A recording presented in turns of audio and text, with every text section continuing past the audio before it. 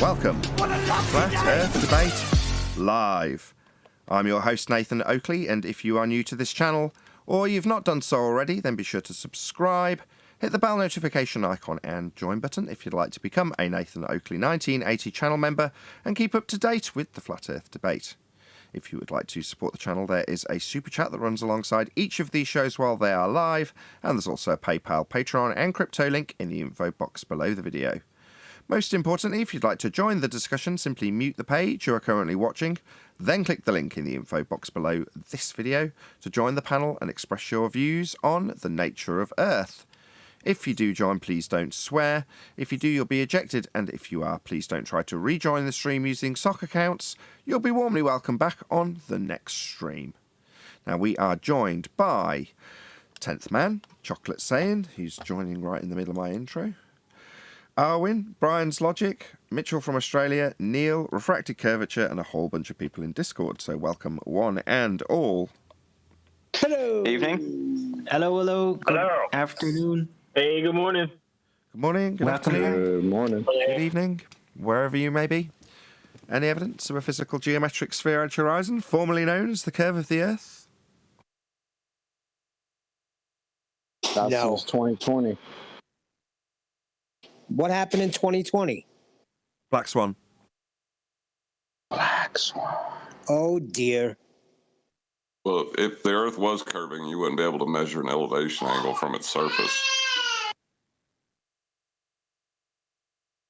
But they claim to. Any evidence that you can acquire an elevation angle from a curved baseline?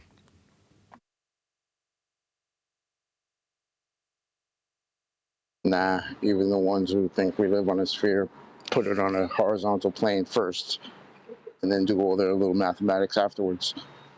Right. You just take the flat plane, then you take into account how it's all refracted around the sphere, 7/6R, and then you do your measurements on that flat plane and then realize it has to be a sphere. I've seen a few comments like that say precisely that. If they can just get past the fact that there's a flat Earth angle being measured, we can show them how it only works on a sphere. But they just won't get past that, will they? Meaning me. Yeah, man, just get over that flat plane already. I should have screenshotted it for you, John, because you pretty much say that sarcastically, but people have literally been saying that almost verbatim what you say in sarcasm. Well, it's the only response you can give, isn't it? I mean, if you're delusional, you're going to ignore the fact that's in front of you. What did that one guy say to you, Nathan? You're stuck on this point. Said something to that effect. Stuck on this elevation angle measurement point. Don't get hung up on the elevation angle measurement off a flat plane.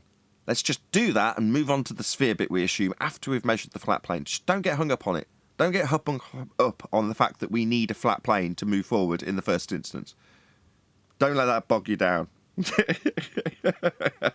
What, our completely devastating win? Let's not let that bog us down. Yeah, That's the amazing thing. The other comments are Nathan would never let the discussion progress past the elevation angle point. It doesn't. That's because it doesn't progress beyond the elevation angle measurement. That's what proves a flat Earth, because you can't measure an elevation angle from a sphere surface. It has to be done from a plane, and then all the mathematics that go forward do it on a flat plane. They use the baseline with the GP on it. That's flat. I mean, if you have a winning argument, why do you let the argument progress? It seems counterproductive if you've already won. Well, they can't quite get over the describe- fact that they can't get around this argument, unlike several other arguments which can be lumbered with obfuscation. Well, this one doesn't have that open to them. The only thing they've attempted is to say, you ascribe a height, and it doesn't work. No, we don't ascribe a height. You do. We definitely don't, and neither does celestial navigation require one. But you ascribe a height, and it doesn't work. You have a curved surface, and it doesn't work.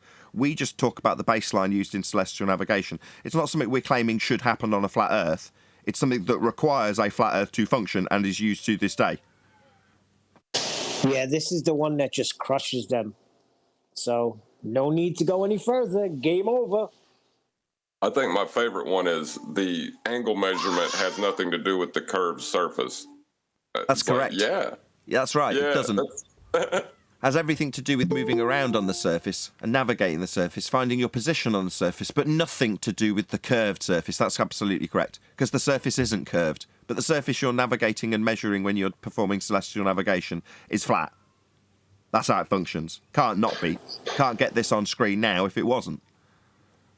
But that's their concession. Hey, everybody. Hey, Nathan.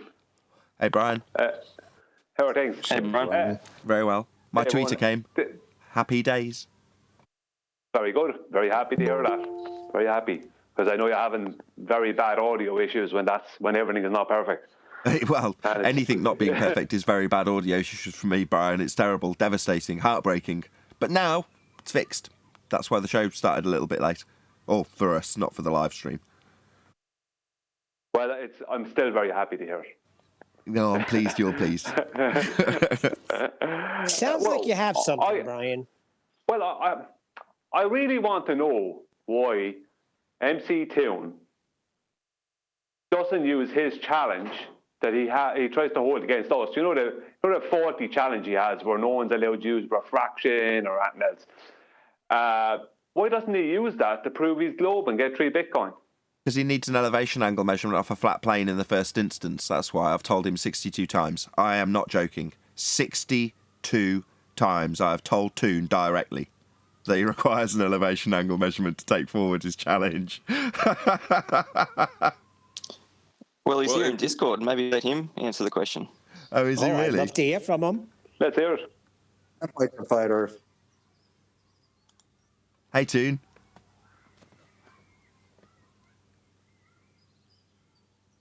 Hey, we are here. Craig and I are here to present the Top Left Awards. Mitchell asked us, and so that's why. Right, you require a flat Earth to get an elevation angle for your challenge, Toon. All right. I told you 64 we're here times. at Mitchell's request. Yeah. Sorry, does the 64 times I've now told you require a flat Earth elevation angle measurement not count for anything? Are you leaving FTFU muted because Mitchell asked us to be here? Sorry, 65 times I've told you that you require a flat Earth for your challenge. Mitchell asked us to be here. I heard you the first time, at Mitchell's Toon. request. Toon, I heard you. Yeah. I heard you. I'm not deaf. Mitchell asked us to be here. So we're here to present the Top Left Awards. I heard. Prestigious award. Yeah. Yeah, It's the noble one.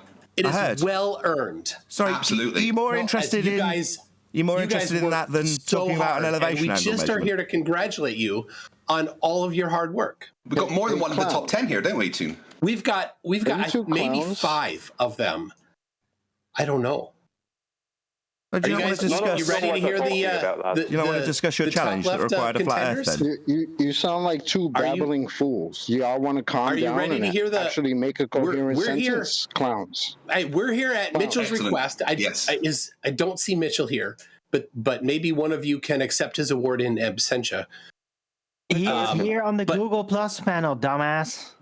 No need, Good. Alan. Okay. Well, how do we No know need. that? We don't see the Google Plus panel. fascinating. So If you about watch that the YouTube, about that flat Earth angle you need. All right. So in 14th place, there's Sorry, do you not want to discuss the flat Earth elevation angle I've discussed with you on multiple Today's occasions? MQE. Quantum Eraser. Well done. I was hoping for What's higher. going Your on? video Toon, is one Toon, of my Toon, favorites. Toon, Kick Definitely, them yes. all down. Hello? Yes. Toon. And then Toon. we've got Hello? in 11th Toon, place. you don't This is a good host one. this show. I'm going to have to mute you. What are you doing taking over the show? What are you doing? Well, we were asked here to do this. So in 11th place is Brian's logic with the squay miles. Sorry, what are you both doing coming here thinking that you're going to host some award show? Do you want to Kick discuss them both flat out. Earth and the elevation angle requirement or not? That's your choice. That's what we're here to discuss.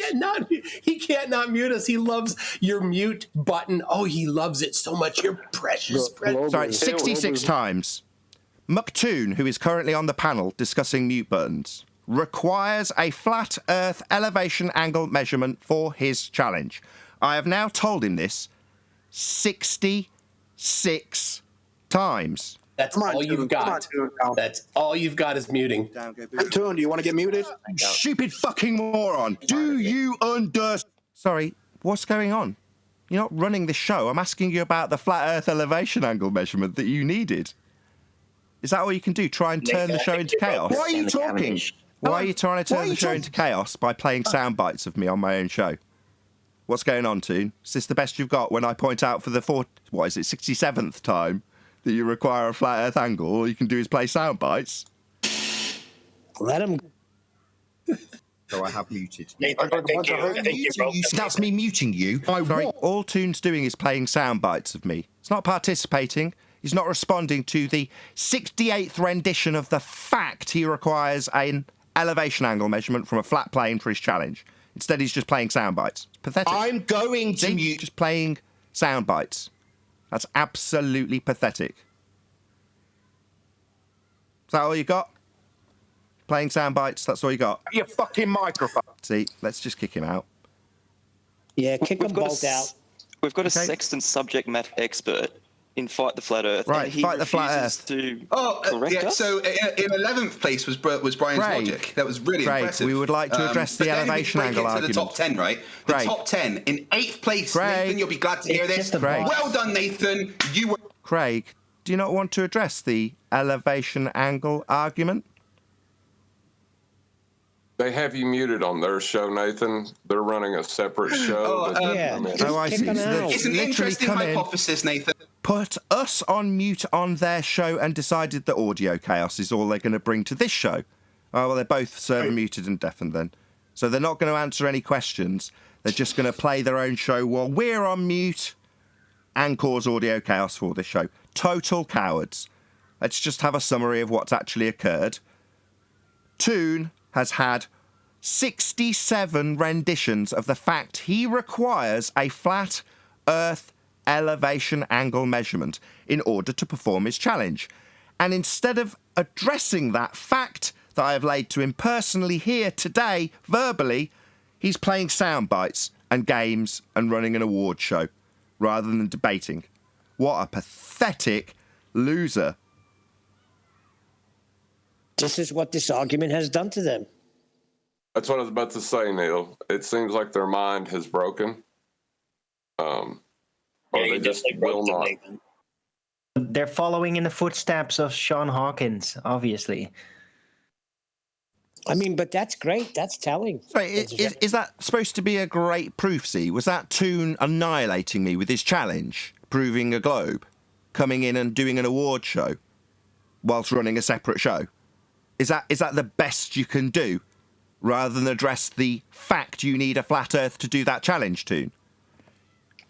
That the best you got? So anybody who follows Toon and says, why aren't you doing Toon's challenge? Well, why isn't Toon rubbing it in our face how wonderful it is?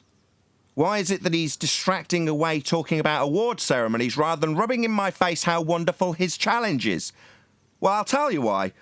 Because he's had 67 renditions of the same exact rebuttal, and on the first attempt verbally to give it him here, he started talking through me immediately. Because he's absolutely terrified. He knows he needs a flat Earth, and he has no rebuttal. So what's he got? An award ceremony rather than a rebuttal to the flat plane he absolutely requires to measure an elevation angle. Brisbane plane, right, Toon? Yeah? Yeah, you're all talking about it at the moment, my friend. The flat plane that you need. Yeah? Doing an award show is not a rebuttal. It's an annihilation. It's a demonstration to your audience just how crap your little proofsy is. And the other clown who calls himself Fight the Flat Earth, like, this is what you got as well as this guy. This is all y'all got. The self-proclaimed subject matter expert wants to come in here and do an awards show instead of correcting us on how elevation angles are measured. Yeah, Fundies, are you not disappointed in Toon not correcting me on the fact? I think it was 5 times he had it verbally laid down to him while he was here. The fact he requires a flat Earth to do his challenge. You'd have thought he'd addressed that. I hope you are all very disappointed. You should be. It's very disappointing. Me pointing out with absolute disdain that he requires a flat plane, and all he can do for 67 repeats of it is run an award ceremony? What a joke! Yeah, I mean, between the two of them now, one of them has a challenge, the other one claims to be a subject matter expert. They spent years in this topic at this stage. surely they should be able to show with celestial navigation that the Earth is a globe, if it really is. It should be easy. I mean, if it requires a globe, as they claim, then they should be able to prove it with their challenge. I mean, they have Craig, who's a subject matter expert, according to him, and Toon with his challenge. There's 3 Bitcoin in it. They could go halves on the Bitcoin. There you go. Take on Brian, challenge. no, the thing is this. They know they can't, because to do anything, it requires Neil, a flat plane. So they come in with all of this nonsense. Yeah, but Neil, you're missing the point. We should just continually hound them to use their challenge to prove their globe. Because they keep on bringing their challenge to every flat earth video they can. There's no end of people telling me about this challenge for weeks, even though we destroyed it ages ago. No end of people telling me about it. Why don't you do McToon's challenge? But as soon as I put it back to McToon, why don't you use that to prove our globe? Suddenly I stopped having people come to me with it. They need to be hounded with this challenge of theirs. No, I agree. They need to be hounded, and this is for the whole audience out there. Hound them. Right? If it's a globe, then your challenge should prove it. You do your challenge and you prove that it's a globe and get 3 Bitcoin off David Weiss. Shout out for the super chat, Whiskey Shaman. Really appreciate the support. Thank you very much indeed. That is not the opinion of Nathan Oakley or Nathan Oakley Associates. What opinion of what? What Brian said could be misconstrued to say that he was sending his minions to harass someone. He is. He does. He does send people. This is what they do. They send out people to harass us. That's what they do. Right. But he's had no takers. His 6 weeks of challenge time has been fulfilled by nobody. He's explicitly told me in my comments that he's not had a single person contact him about this challenge. Yeah. Check out my Bitcoin playlist for people who took up Dave's challenge. You know what I mean? So, yeah, normally a successful challenge would have somebody wanting to participate with you in it. But they don't. And what have you got when you come here proactively to shill for your challenge that I'm asking you directly about 5 times verbally? Oh, you've got an award ceremony you want to run on someone else's show? When you've got your own little mute button to close down this show and just have your chaos be broadcast through mine? What a pot calling the kettle black, right? So they're running their own show with our show on mute. So they can just purely cause chaos here. Oh, how wonderful. What a nice little tactic you've got there, boys. Almost as good as a rebuttal to the fact you need an elevation angle measurement for your little challenge there, Toon. Almost as good, eh? I bet your fans are so proud of you coming here, giving it to us, laying it down with your challenge, showing us how wrong and stupid we are and how it desperately needs a curved surface for an angle measurement. Oh, no, that won't work, will it? No, we've told you 67 times, haven't I, Toon? I wonder if he'll get to 100 like cats with gas pressure. I wonder. Because so far, head in the sand is all he's got.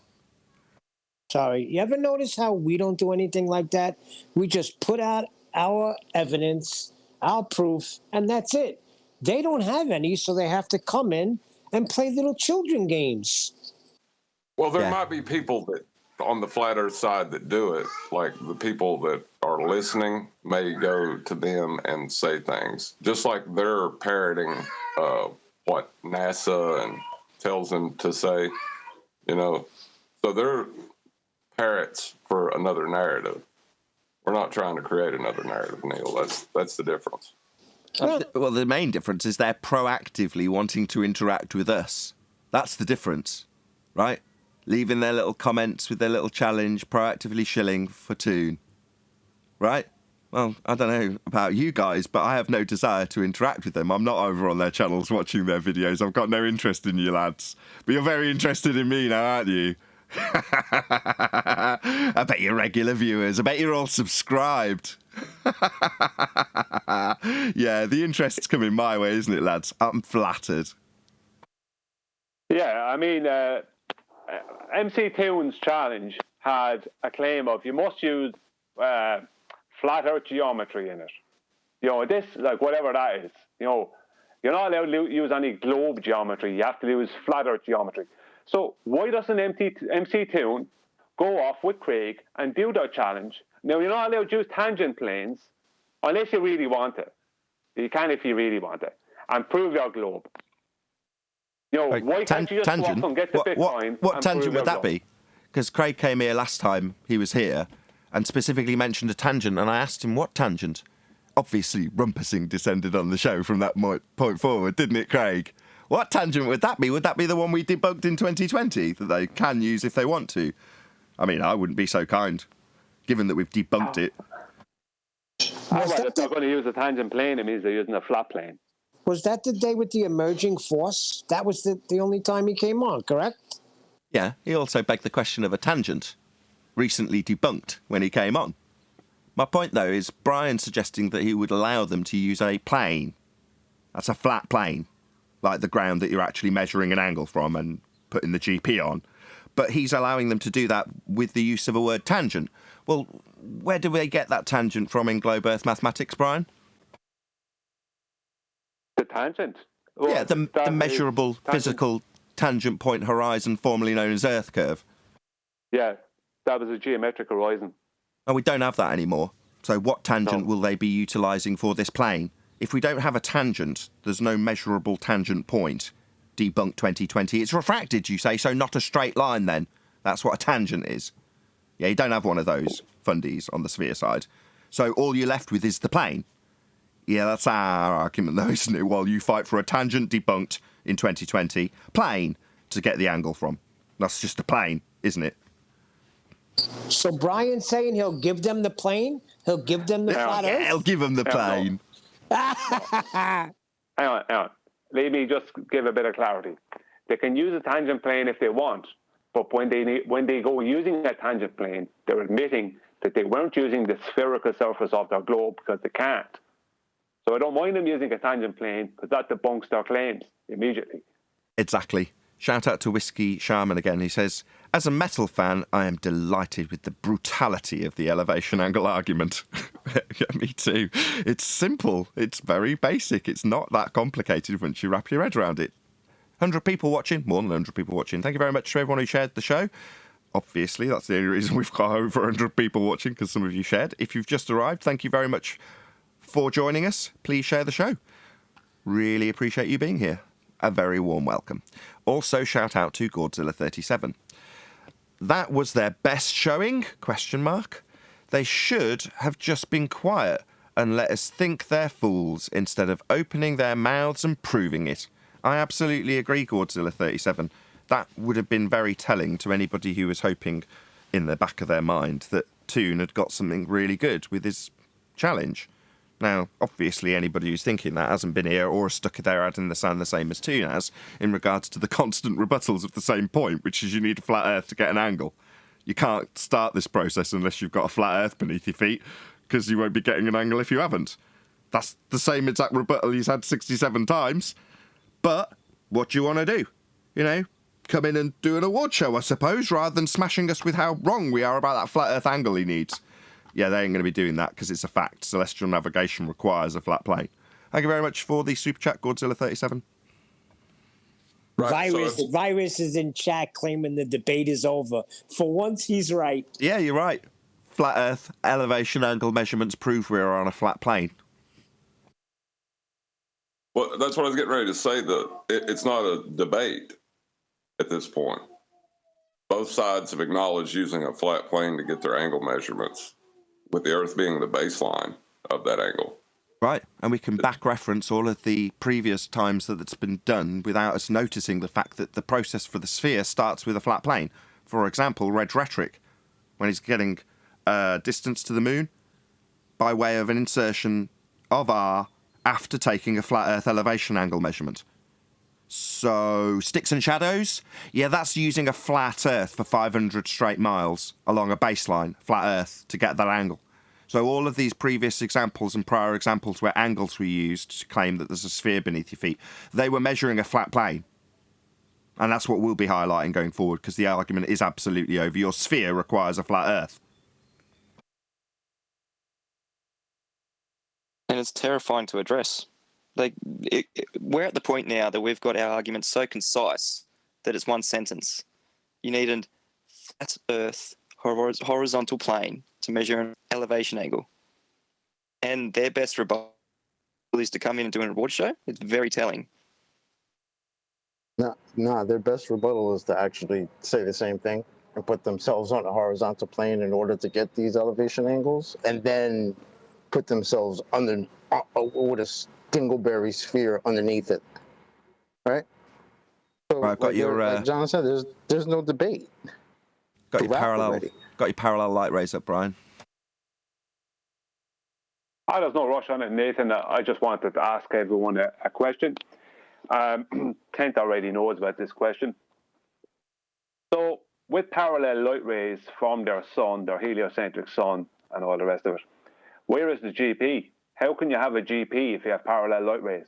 It means that the object that's producing these parallel light rays is so big that the light is coming to the surface of their globe parallel. So that means anywhere that's lit by this heliocentric sun is the GP. So they don't have a hotspot, they don't have anything like that, because everywhere is the GP. Everywhere that's lit up by the sun is the GP. So any angle towards daylight is the GP, basically. Quick shout out to Whiskey Shaman again. He says, shout out Sky Free on YouTube for demonstrating what the horizon actually, quote unquote, is. Thank you very much for the support. Really appreciate it. And shout out to Sky Free. Subscribe today, I guess. Was there anything more, Brian? Can I read something out? Oh. Yeah. Just to accent the fact that this is not a debate. So, reading now. In simplified terms, when we take a sextant altitude of the sun, we're creating a right angle triangle between it, the Earth's surface at the GP, and ourselves. Grade school geometry tells us that the two angles in a right angle triangle must equal 90. Now, you let out a short over the weekend, I think it was. Basically, in the beginning of the short, you have the 90-degree angle on top of the ball, and you were basically saying if you were along this curved surface, you don't have a 90 to that. And, in the context of what I just read, you're exactly right. It's not a debate. What you're saying is corroborated with what's actually done. Like, so why are we even arguing with these people? Well, we're not. They're telling us how flat they need it to be. Or running an award show. I mean, that's almost as good. I mean, I wonder if you're a globe believer, right? And you heard, Toon and Fight the Tight Shirt is here, right? Maybe you were thinking you were going to hear like a good debate and they were going to get all up in us about how they, prove a sphere. Are you proud of what just happened as a globe believer? Because that was pathetic. Absolutely pathetic. But Chocolate, see, they have no choice. You have to understand that. They have no choice. They can't do a thing. So concede and go do something productive with your life. Instead of continuing to tell us how you need a horizontal plane on top of a dingleberry Earth to measure an elevation angle. Are you kidding? Who do they think they're fooling anymore at this point? Just themselves. I think that's where this spans from. I think Neil's right. Half right. They've got to do something, and they can't do anything. So what's something? Well, running an award show on your competitor's show. Why? Well, why not? Just tell them how stupid they are. Just revert to 2014, 2015 standard ad hom when you haven't got a rebuttal. What they came in with was with logical fallacy. That's all they had, to ad hom. So we've got an award show that categorises you all as idiots. Now listen to us categorise you as idiots. That's an ad hom fallacy. I asked him how he can get around the elevation angle measurement off a curved baseline, and he can't. So he's got an ad hom fallacy as a rebuttal. That's what he's actually got. Now that's laid down black and white as clear as day in terms of what they did. That's a fact. They didn't refute what we have stated to them, not dozens, but 67 times. I'm not even joking. So that's what you've got. Okay, a fallacy. That's your rebuttal. Fair enough. Well, if you notice, they have been going back to old arguments, and now they're stuck at the very beginning. Just call them idiots. They're dumb flat earthers. So that's where they're at now. But now they got nowhere else to go after this. Yeah, but they're compelled to do it, aren't they? That's my point, right? They want to come in and tell us we're idiots. Why? Because they need to. They've got the pain and they need the painkiller. And their painkiller is telling us how stupid we are. Not that we can get around the argument, but we don't need to think about that if we just point out how stupid they are. On their own show, that'll be showing them. If I tell them how stupid they are on their own show. No, you've got an audience. You've actually got, presumably, some intelligent audience members that will watch that, Craig and Toon, and go, what just happened? No, I thought you were going to smash them into the middle of next week and tell them how this needs a sphere. What just happened? That's what some of your audience who have a little bit more discernment will do.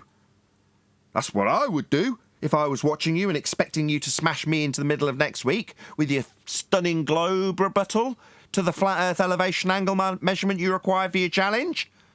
68. Because you're watching, aren't you, Toon? I would say that most of his audience is looking for confirmation bias. So the fact that he comes in and tries to poison the well by using ad homs against us is just, they're going to applaud him for it. No. Truth be known. Yeah, but Nathan stood his ground and kept pushing a point, and they had no answer, just ad hom. Yeah, but I find it funny that we know that they're masochists, and it's a week or so after the academy, so they just came here to get slapped.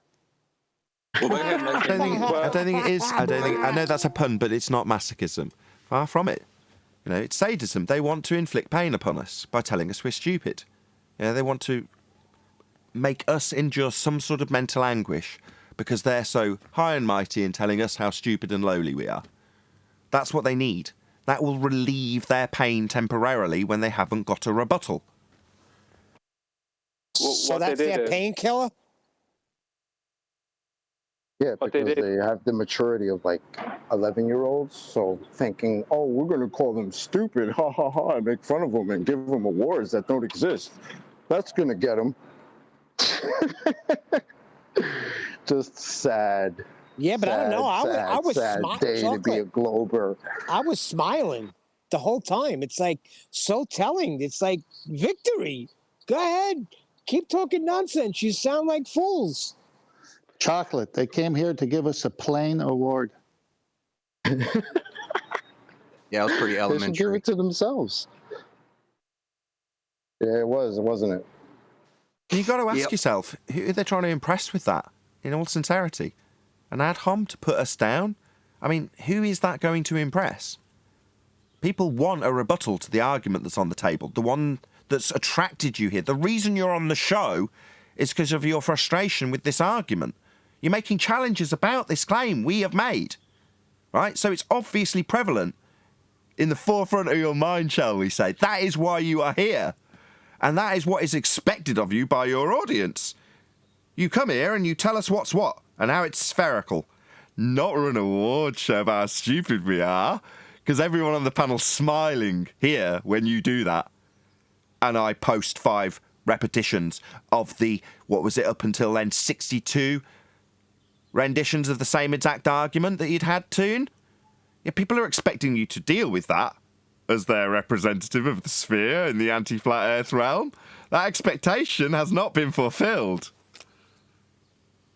What they did was they came in, they got into the show, and then they used as many clips from other shows of you, Nathan, to drown out what you were actually asking them and what anyone else asked them from the panel, because they don't want their audience hearing it.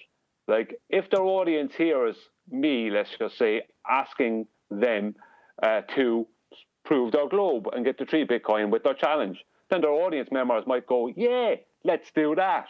But they know they're not going to do that because they know they can't. But their audience members, most of them are very naive people, and they believe that MC Toon and Fight the Flat Earth are actual subject matter experts. So can I ask? Sorry, 1 second. Just 1 second, Ken. So they might ask them to actually go and do that, or expect them to do that. Or they'll hear Nathan, 1 second, 1 moment, or they'll hear Nathan asking Toon about the elevation angle.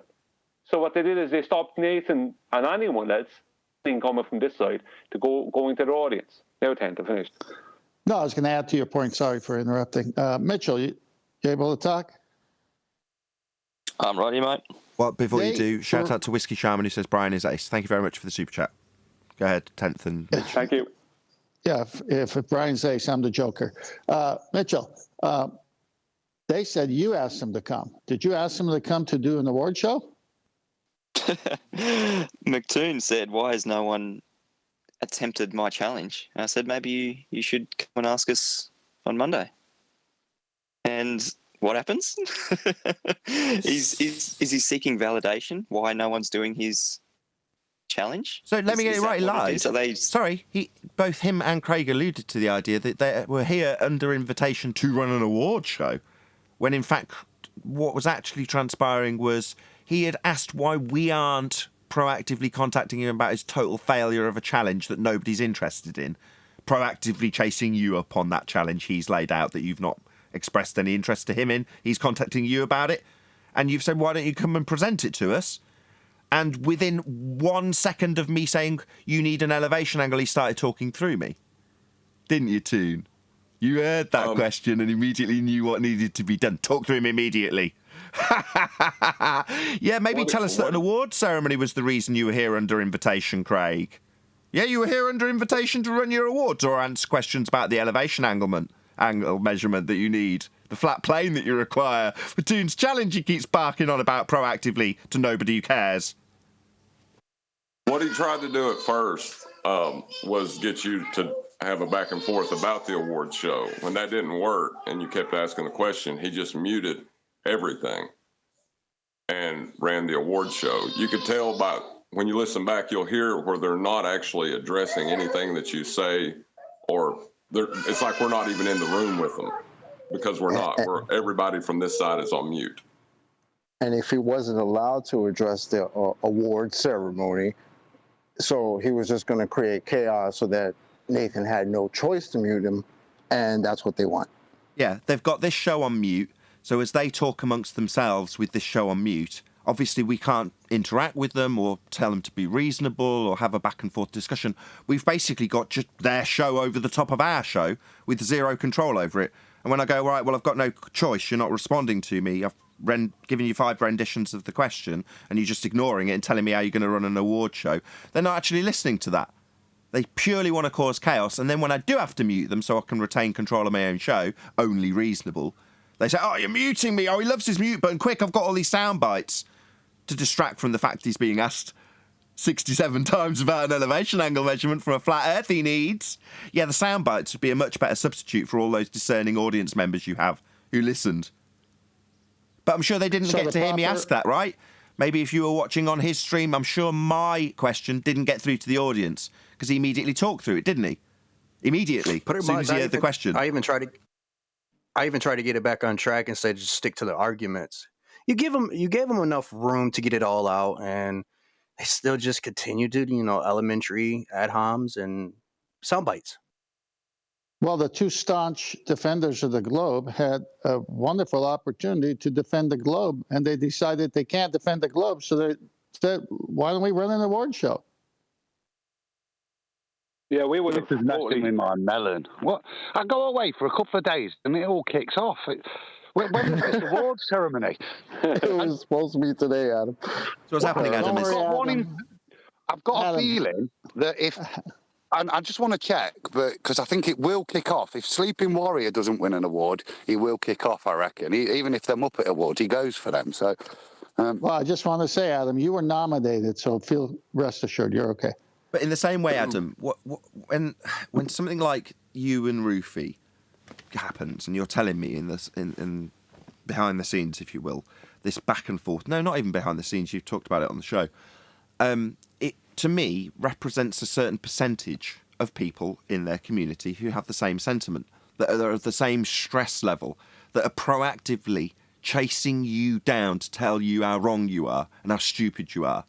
And you're like, I'm indifferent to this, Ruhi. I know I'm right. but you're constantly badgering me to tell me how wrong I am when I already know I'm right and you've got nothing to come back with other than to tell me how flat it is or use tangents that are debunked or whatever it is you're doing. Well, that sentiment spreads throughout their community. Craig and Toon today are just an example of that. They represent the feelings of our opponents.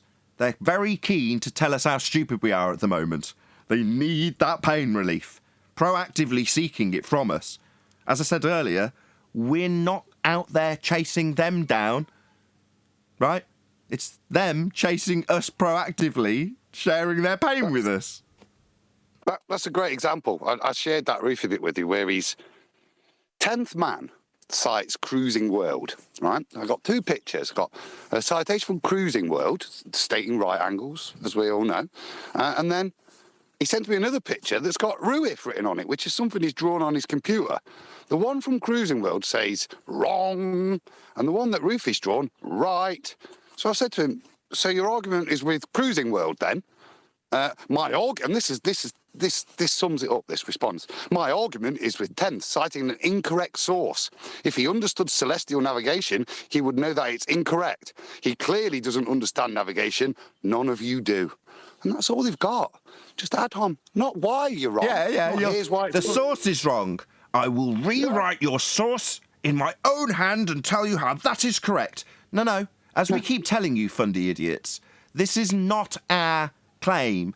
It's us pointing out how celestial navigation works. So when you tell us, no, you don't need 90 degrees below the GP with a flat baseline between you and whatever you're measuring angle to, no, it can be a curved Earth. Well, no, you're just wrong. That's not what celestial navigation details. Not how it works, not how it's performed, not how it functions, not how it gives you your fix, not what's done. Now, you don't have to like it. Celestial navigation just requires we live on a flat plane, whether you like it or not. And it's the quality of their rebuttal. See, 10 citing all these navigation things. And what do they come back with to prove their point? A home-drawn picture. You know, something he's done, got his crayons out, bit of colouring, drawn a circle, drawn a tangent to it and said, look, there's the proof. It's done on a ball. And he's not...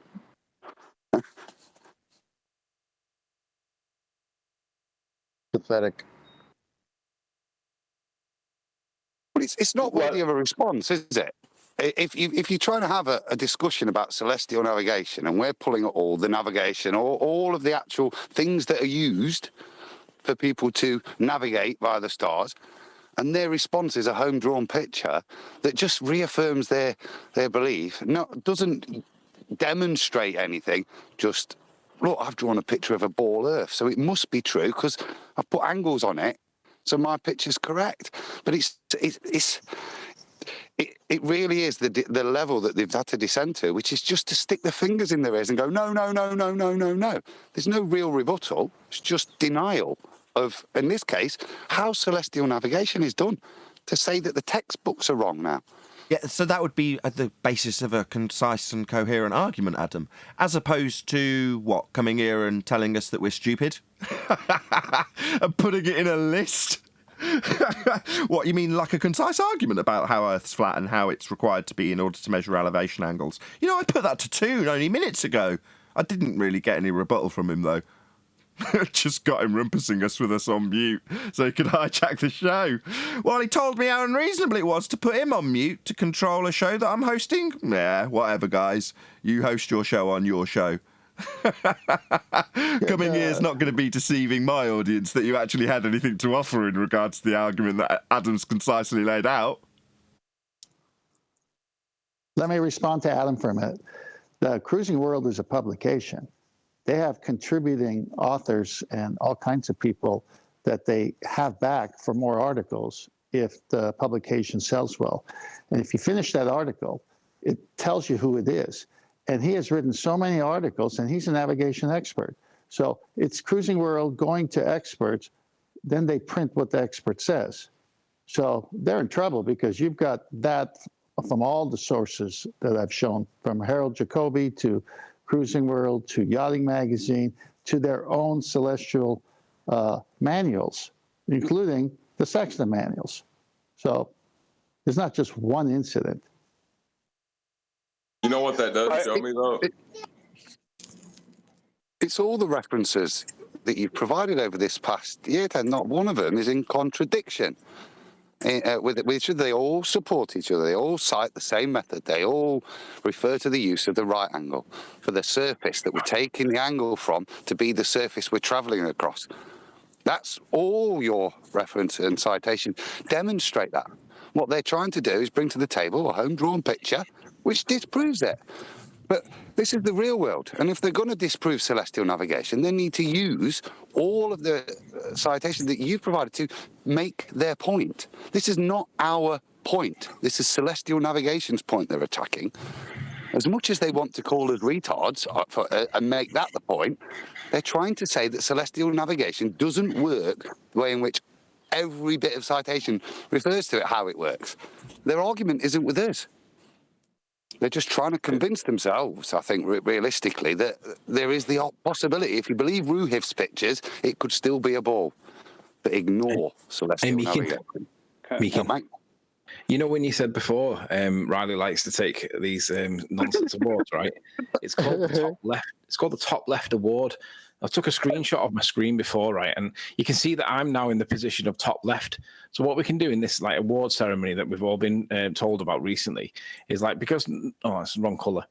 Let me change the color quickly. Oh, I can't do this on the fly because I'm not quick enough. But I knew this would trigger you, though. I knew it'd trigger you. No matter how much you want it, Anthony, you didn't win. No, I'm top left at 1. It was originally refracted curvature. You're not.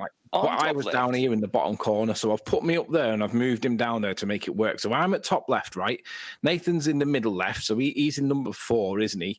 We've got 5 others that are down here. We've got refracted. You're bottom right, unfortunately, John. So you're number 9th, right? Meekin is number 2, so you're top middle. So that makes you 2nd. Nathan's in 4th. Neil Constantino, he comes in at 7th, right? And Elijah in 6th. And then we've got Nathan Oakley presenting and in 3rd. So I'm quite happy to accept top left because I quite like being in the top left. It works perfectly on the screen.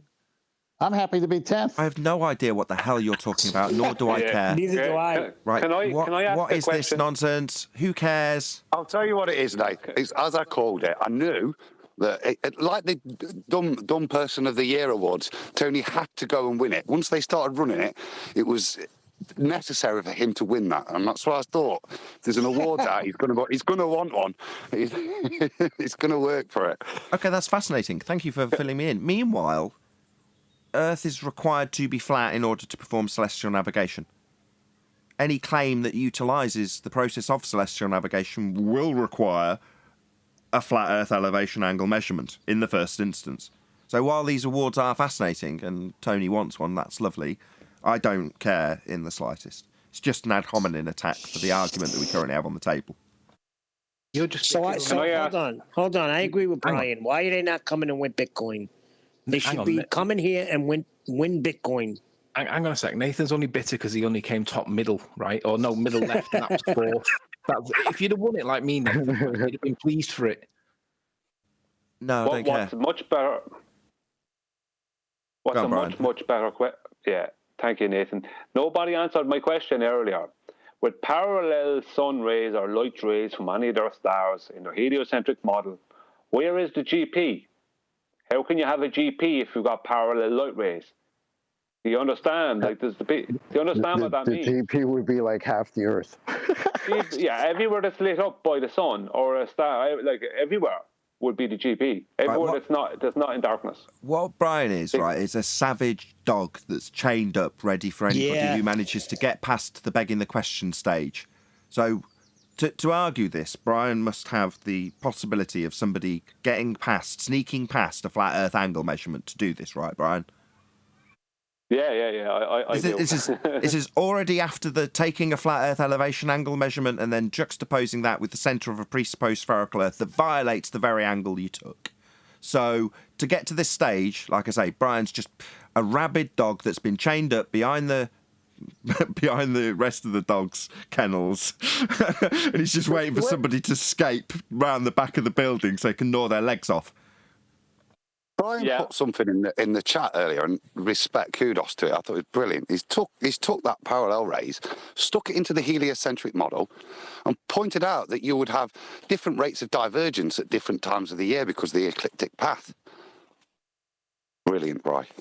Yeah, well, with their like, I mean, if they're saying with their sun claim, they say it's not exactly parallel, there's slight divergence, but that divergence would change between the northern and southern summer in the heliocentric model, because the northern summer the globe Earth is further from the sun, and the southern summer is closer.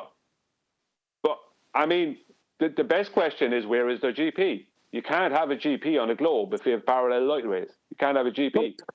It's another proof of the ball that isn't there, Brian, isn't it? That you demonstrated. That's the nice thing. Yep. Hey, before we move on too far away from it, I do want to point out one thing. When Sleeping Warrior showed that list of people that were getting the award for the most dumb flat earther, did you notice it was everyone on Nathan's show?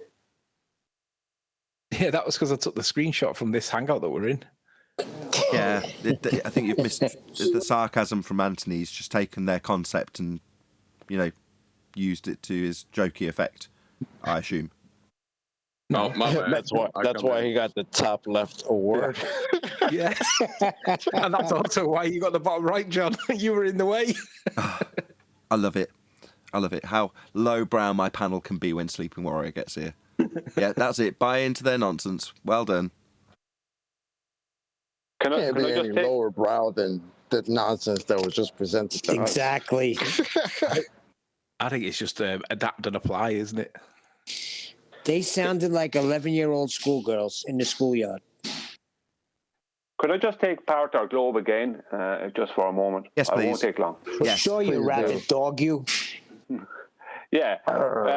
See the way they use a tangent plane here. I hope you all can see it. There's a tangent plane here. And they take the elevation angle, right? And then they have the zenith angle after that. Then they move the whole lot down to the center of their globe. And then the angle coming out from here, which should be this matching this angle here, that becomes the GP, right? But then they put a circle around it, right? But what's the radius of that circle? And will it match the arc that goes above it? No. Everywhere.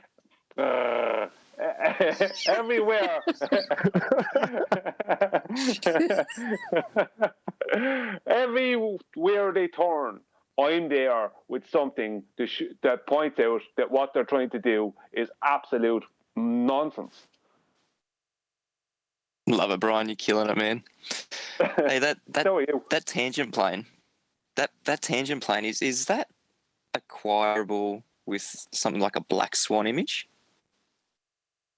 Slow birth claim of a tangent was debunked in 2020. Nathan, I've posted some 3 images in Master B. Could you present, if you could?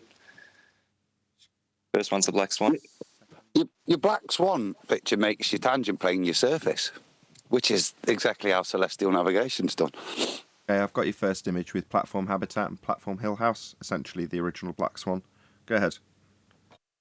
That's the first black swan. What if, go to the next slide, please, Nathan, the second slide with the sun. What if someone wanted to take an elevation angle with a sextant from that position where the MLSB 69 videoed these? Go to the third slide, Nathan. Oh, it was rhetorical. Can they measure an... Go ahead.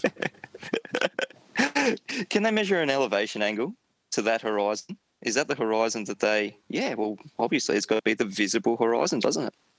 Yeah. Is this what you can do, Globe Believers? You can measure an elevation angle with the black swan here? Yes, you can. You point the sextant mirror and the horizon mirror, at the horizon. That's what it's for. That's its purpose. Exactly depicted in the image. We have no problem with this. Yeah, they've told us how this line here that you've got is bent for two straight years. And it's bent, meaning that this point that they're pointing it at isn't a tangent. Because that would mean it was straight, and they've told us how refracted it is literally for 2 years. So they don't have a straight line to the horizon in the first instance. It's all refracted in their fantasy of a sphere world. And secondly, you're measuring a baseline. That's what this is establishing with the horizon mirror, a flat, straight baseline to get an angle. That's what an angle is, 2 straight lines. One is established with the horizon in a sextant. Oh, that's a refracted horizon, they tell us? Oh, that's a shame, isn't it? So a curved baseline, we keep asking, is there any evidence, can you acquire an elevation angle with a curved baseline? Like they say in this image here, that's meant to be a curved baseline. We don't have a problem. We can just measure that straight baseline with the elevation angle right there. We don't have a problem with this. It's not that we don't have a problem with it. It's just that's how it's done. It's kind of matter of fact. I don't know how John phrased it. Refracted curvature phrased it the other day. It's kind of not agree, disagree. This isn't debatable. It's hard to phrase it in such a way to make it clear to the audience. This isn't agree, disagree situation anymore. With this particular claim, if you want to call it from a flat Earth perspective, what we're actually saying is Earth is measured flat. Not we claim it's measured flat. It is measured flat. It is navigated flat. It is built upon flat. Those are facts. Now, up until now, they had a claim of a tangent, but we debunked that. Further to that, they've told us how bent every line is always. So they don't have any straight lines to get angles, ever. If they're looking at something ever, according to Craig, if you put your hand in front of your face, it's not really where you see it because of terrestrial refraction. So you've never got a straight line to your hand in front of your face, let alone a horizon that needs to acquire a baseline that's flat with? Yeah, you can't do any of that on a sphere. It's just a fact. And drawing out an imaginary line out to space isn't using your sphere, Earth. It's using a flat baseline. And drawing a GP to it will involve having 90 degrees below it, exactly as depicted in this image. 90 degrees below on a flat plane is the only way to perform this. It's not agree, disagree. And when they do disagree, they're disagreeing with the process of celestial navigation. Not a flat Earth claim we are making, just how it's done. So if you want to, Roofy, get in touch with all of the people who've published how to do this with the details of 90 degrees below the GP and a flat baseline between you and what you're measuring in the sky, you can go ahead and disagree with them. But it won't change that is factually how it's done. You just need a flat plane to do it, don't you? So keep up the interest in our show. Obviously, your proactive interest in my show is there for a reason, and we all know damn well why. It's not because we need you to tell us how dumb we are with an award ceremony. It's because we, the royal we being your audience, need you to address the elevation angle argument that we've been putting down for about last year with the sextant. So that's what your expectation level's going to be from your audience. I don't know if you're going to ever be able to fulfill that, but your interest is definitely high in terms of what we're putting down at the moment, isn't it? You're all here, watching. Well, the best rebuttal he's been able to come up with to this point is to say... say daddy? What John has gone... No, sorry. Hold on. I'm just going to say the best rebuttal they've been able to come up with to this point is, well, after we use the flat Earth angle measurements, we can prove it's not flat. That's correct. Yeah, I think a way of phrasing what you're trying to say, Nathan, is both sides don't have an argument in this argument. One side has an argument, the other side doesn't have an argument, because you can't argue against it. And if the other side has an argument, well, then their argument's with reality. That's the problem. People are actually doing this in reality. So you're either going to have to change reality or you're just going to have to fess up. Or accept it. You have already. Exactly. You can't change reality. You're just going to have to accept it. Celestial navigation proves the Earth is flat. And with that, I'm going to say, if you are watching this on either Nathan Oakley 1980 or Nathan Oakley premiering streams, then stay tuned, as there will be an after show to follow. Unfortunately, if you are watching this live, this is where we bid you farewell. A huge, massive, enormous thank you to all of you who smashed the super chat, liked, commented, shared, subscribed, joined as a Nathan Oakley 1980 channel member, smashed the PayPal link, and all that good stuff. Another massive thank you to today's Discord and G+ panels for making today's live show possible. Once again, stay tuned if you're watching on either premiering stream. I've been Nathan Oakley, and I will see you all in the next video.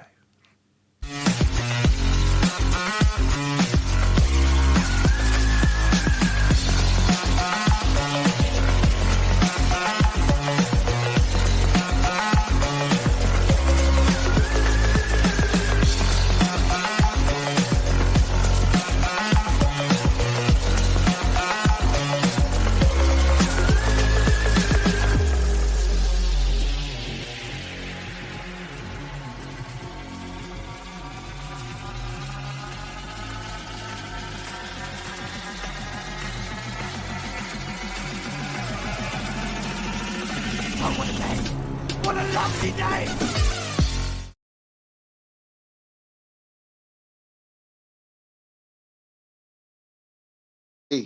That they're playing a game of semantics because actually all they're doing is just changing definitions to fit their narrative. But the bottom line is, and listen here, in an insulated container, gases do not slow down and eventually condense.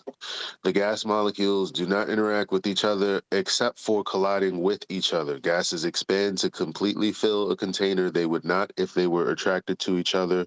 Westfield.ma.edu. Yep. Right. If everything is weighed, everything is given a weight within the medium of air, which is a gas, right? A collection of gases. Then how can air have a downward vector? How can you weigh air? It doesn't have. Gas doesn't have that. Other things that are more dense than the air have that downward vector. Everything that isn't more dense than air, which is other gases, don't have that. The entire premise is pointless because weight is just a convention grounded in relative density disequilibrium force in a medium of air at ground level. Yeah, if you're going to weigh uncompressed regular air, how are you going to weigh it in a medium of air? It's not going to have weight. It's not going to exert pressure to a scale. Done. It's over. Weight is just a convention. And every time everybody thinks just because there's some number in a chemistry book about atomic mass, that means that gas must have mass. They just don't understand the convention. Well, there's 3 different definitions for mass, so they have to choose which one they're talking about first. Well, if with any luck, they can get you to start talking about electrostatics or something else, and then they can put it in a false dichotomy. Yeah, any evidence of a downward bias? Of course not. Hey, Mitchell. But I was just going to say, I refuse to give them a 30-minute argument about gradients and everything to do with gas pressure being contained and them playing like they don't understand. Forget all that. After what I read, all you have to do is put that in the context of that thing up there that you believe is a 10 to the negative 17 torr vacuum and the sun that's made up of hydrogen and helium. They go, oh, well, that's plasma. How does it become plasma? What conditions do you need for that to happen? Okay, so how did that happen if gas particles aren't attracted to each other? I don't need to argue about what we do experience and what we do see, and them talking about, well, this belongs to me. You know, you can't talk about sextants because that's a Glober thing. You can't talk about, it's just ridiculous, man. These people, they come in here with fucking. How could sextants be a globe thing when they need a plane? And that's what I'm saying. Like, that's what I'm saying. Everything that actually, we're moving, but actually here on Earth, the fact that there is no effect of that because everything is moving together, that's our truth. You can't take that away. It's like, no, I can't just say that I don't feel movement. I can't just say that there's actually no evidence of movement. I can't just say that your belief in no effect is an effect is begging the question bullshit. This is the after show. You can curse like once or twice, right? My bad. Well, when they say after taking elevation angle measurements, you subtract from 90, they're dead a second time. Correct. What's a 90? 2 straight lines. I just read it out, Jeff. I know. It's the line between me. All right, figured give it me a out. second. Read it Here again it is, because right? it's third grade geometry, right? Yeah, read it again. I missed it. Where did I put that there? If we wanted the show to go seamless, I'm so sorry, Nathan. Well, I just want to point out, I figured it out. If you use 2 flat Earth angle measurements, a 90 and whatever the elevation angle is, you can prove a sphere. Just need to prove the Earth's flat twice, and then you can prove it's a sphere. Did you have to do that with your Here kitchen? it is. So here it is. In simplified terms, when we take a sextant altitude of the sun, that would be on the surface, right? We're creating a right angle between it, the Earth's surface at the GP, and ourselves. Grade school geometry tells us that the 2 angles in a right angled triangle must equal 90. But the bit about creating a right angle triangle between it, the Earth's surface, at the GP, and ourselves, everyone can simulate in their mind what that looks like. As a matter of fact, you don't have to do that because they have a lot of depictions of this. It's basically a right angle on a flat surface. And then they put a little boat on some end of that. And it's like, that's it. That's what they're describing. That's how it's done. That's what you're subtracting from. Here's how we get our ball. Here's the flat Earth. Now we get our ball. Yeah, I don't know about you guys, but I'm definitely clearly picturing a curved baseline when you describe that, Elijah. I don't know how to get it so wrong. Like, are we even speaking English? Like, what's the point?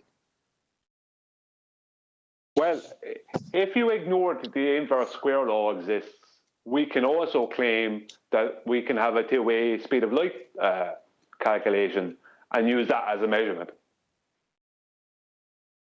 What's the 1-way speed of light? Well, no, there is no speed of light measurement, but we can claim that we have, even though we have to accept that there isn't a 1-way speed of light measurement, we can then ignore that after admitting that there isn't one, and then go on to claim that there's a 2-way speed measurement. And while ignoring the double slit experiment and other parts of quantum mechanics, ignoring the fact that Einstein stated that it's just a convention that people agreed upon, and ignore the inverse square law, which would make what they're talking about impossible. How do you measure the speed of something that is constantly changing its frequency and waveform due to the inverse square law? You can't. How do you measure the speed of something that's instantaneous? That's what I'd like to know. Yeah, natural light is instantaneous. But when they're trying to use lamps and lasers and stuff, what happens to them? What happened? Well, how come we can't get a longer microwave signal than 146 miles or 160, whatever it is? And that's the experts with the best of everything. They can't make it go further. Why is that? Why? What happens after that point? It stops being a microwave. It stops being high frequency. Changes everything. Frequency and waveform changes.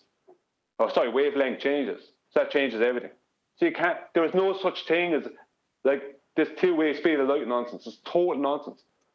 You can break it down by 16 and still make it work in the real world just as a calculation.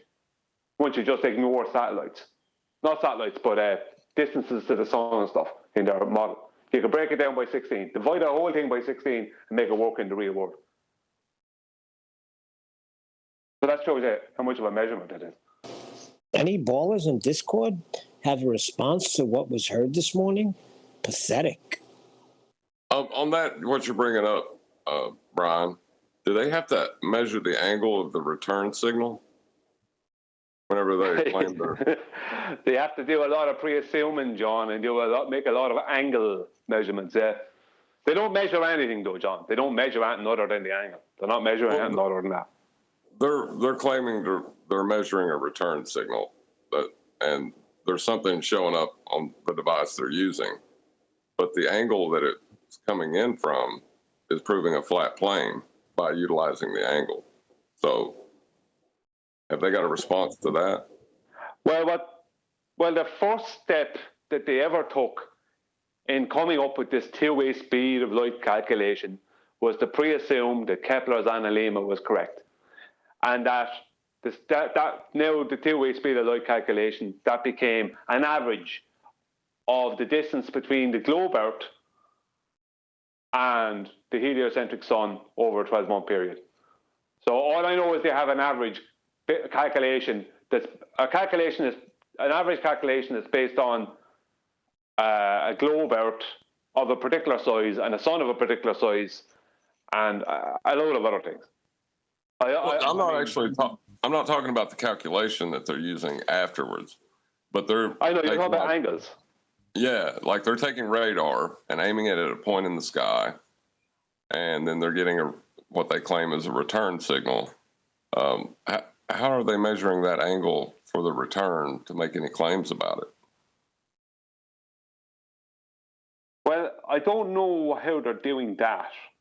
I only know about the claims that I've heard. Well, they're using a flat plane to get the angle. Would they need a GP to do that? Not necessarily, but they would need a flat plane. Like Eratosthenes? Similar.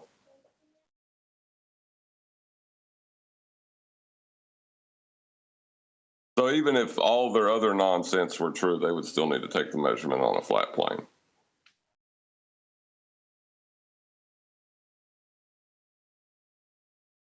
Well, all I know is that an average distance that is not a measured distance in the first place and is just based around pre-assumption and made-upness is the two-way speed of light calculation. It's terrible. That's what they got.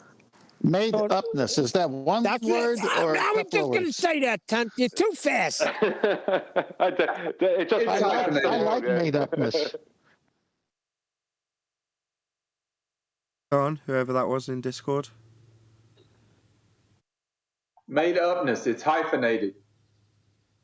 Fair enough.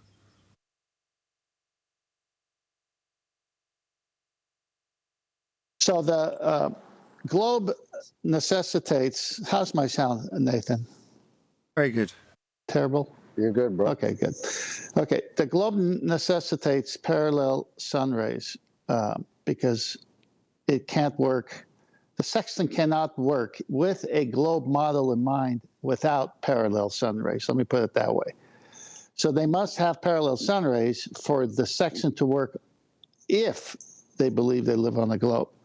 But since elevation angles can't happen from a curved baseline, it's over right before it even gets started. And this is the problem because they're looking to create a complementary angle, a transversal, from the equatorial plane to match the surface where the sextant operator is. So that's why they have the tangent plane up there. So basically, it's a parallel sighting. So you do it on top, but it's the same from the center. But that can't work without parallel sun rays.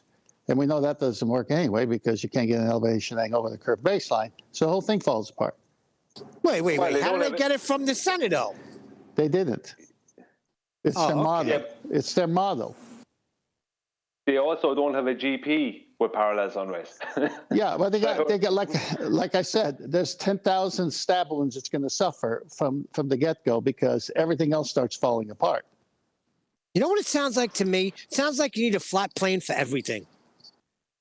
You do. I was about to say. What are you trying to say, Brian? They can't just use the entire side of the Earth that's lit up by the sun as a GP? Why can't they just do that, man? I mean, it should be easy peasy, lemon squeezy. I thought GP meant great point, Brian. Well, parallel sun rays require a flat plane that's out of phase. You know what I'm saying? Like the description of it requires a flat plane that, say, is at 15 degrees and then another flat plane that's at 30 degrees. But then you're violating what a flat plane is. Well, parallel sun rays requires flat Earth elevation angles to the sun or a star, and then it requires the curving of that flat surface mathematically. The problem with parallel sun rays is they don't exist. We have divergent rays. Well, what I'm saying is to assert parallel sun rays, first you have to take the measurement from a flat plane. So but that's in the real world. That's what. Oh, we're not talking about the real world. My bad. Yeah, not. How do you know, though? How do you know that some rays are truly divergent or parallel when you cannot confirm an actual origin point? Well, we have photographs of rays that are Yeah, I know. divergent. That's a good point, The visuals, yes, we know. The visuals, right? The impression of it, certainly. But you can't actually confirm it because you can't pinpoint an actual origin point. Well, we can bring all the rays back to the point, which would be the sun. Yeah, we can. No, you can't.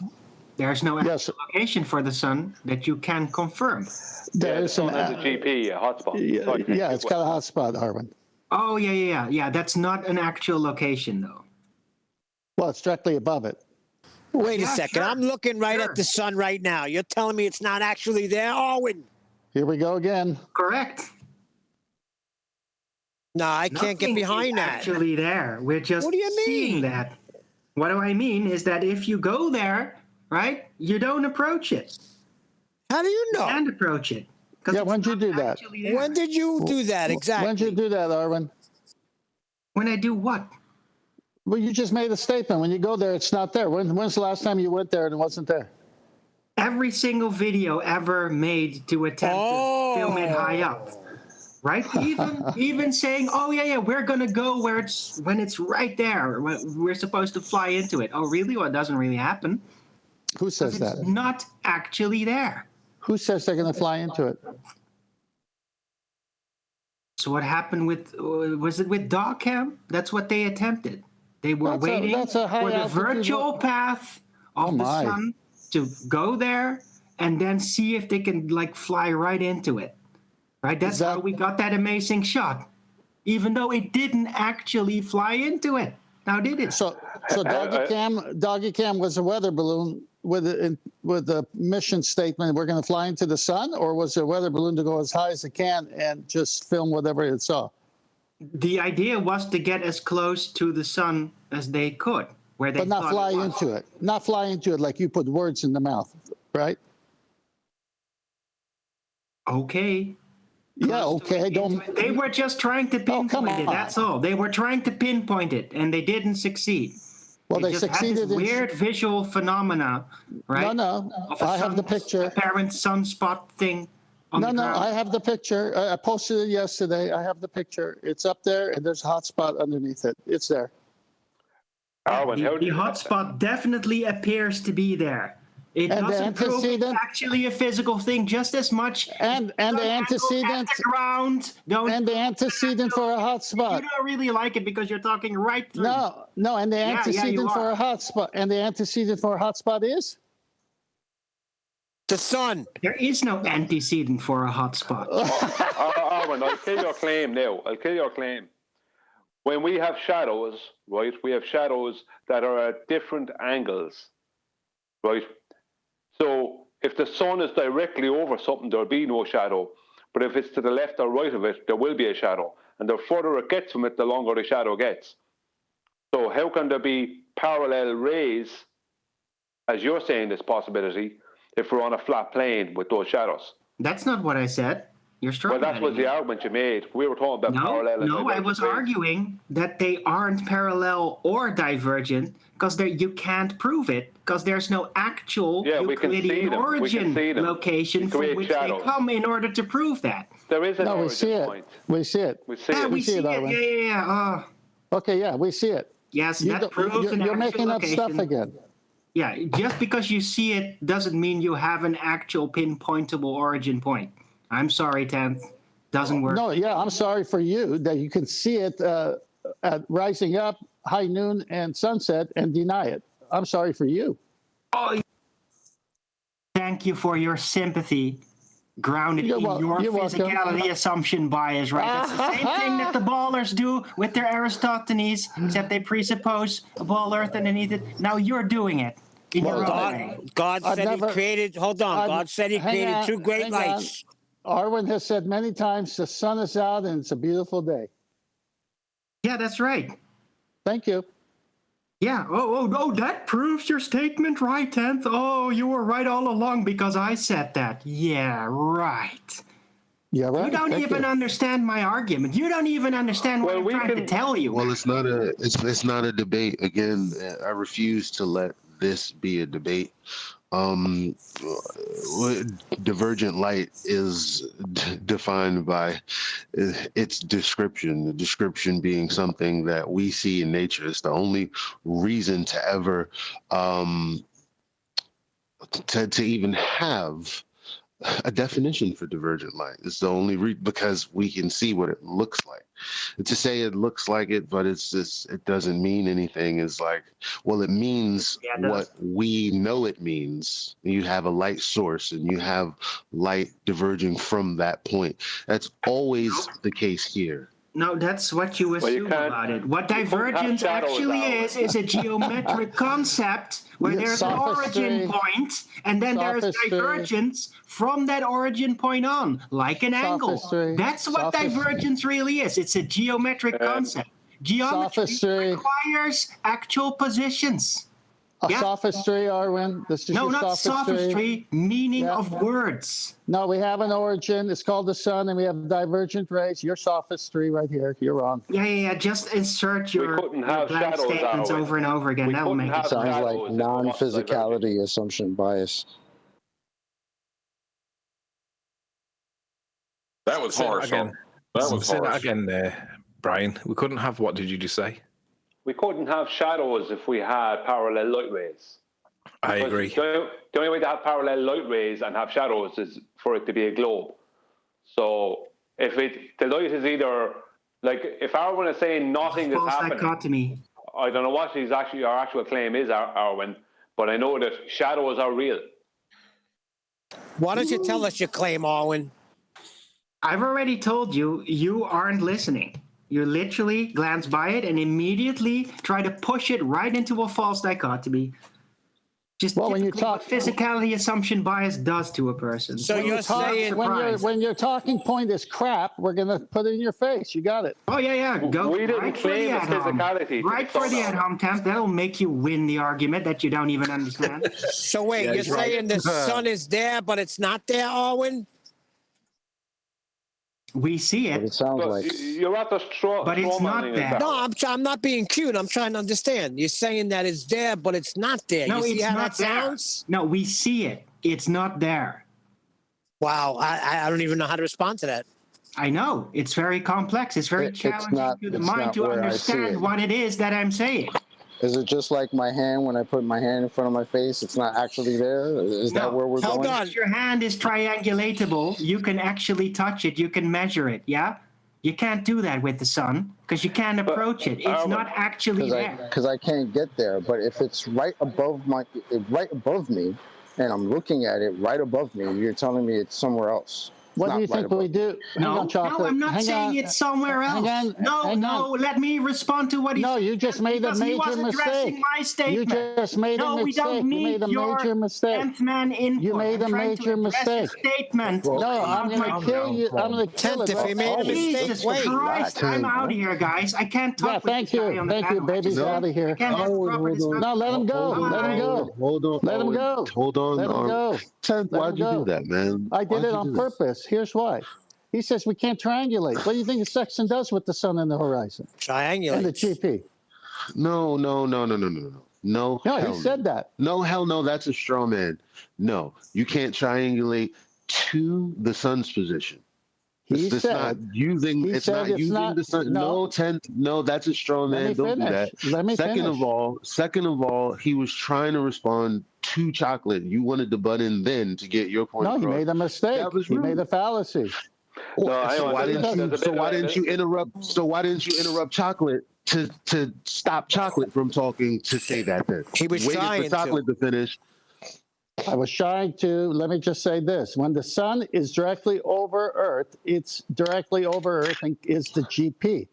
When the sextant operator is 3,000 miles away, it's going to be a circle of equal altitude, with the GP being the center of that circle. And anywhere on that circle is where the observer may be.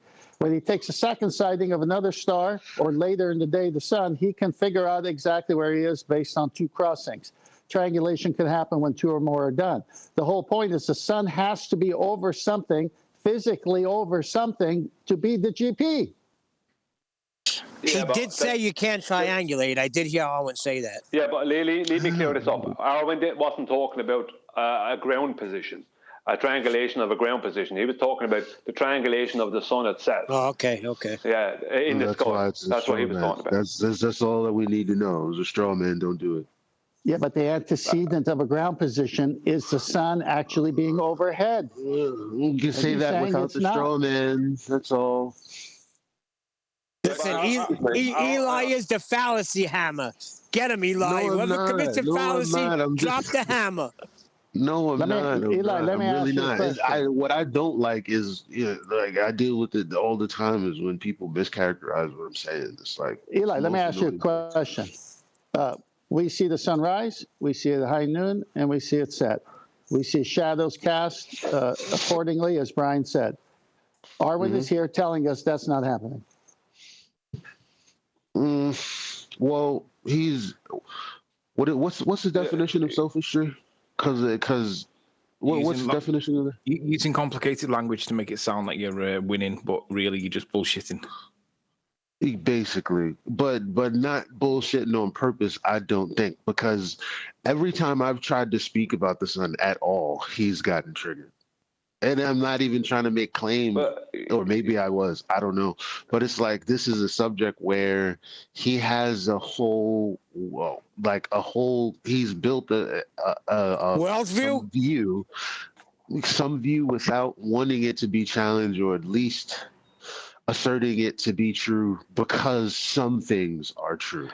Anytime somebody tells Arwen where the sun could be or tries to locate it, he assumes that it's non-physical, right? That's why he tells everybody that they have a physicality assumption bias. Well, correct. Arwen has a non-physicality assumption bias because he doesn't know what the hell the damn sun is. Correct. None of us do.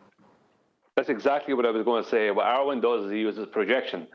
Arwen straight away starts claiming, because he said it there earlier, you all have a physicality assumption bias, but none of us are claiming what the sun is. We're just claiming that it's really there, and it does have diverging rays and diverging light, because that's light in general. I claim it's light. I don't give a shit. So do I.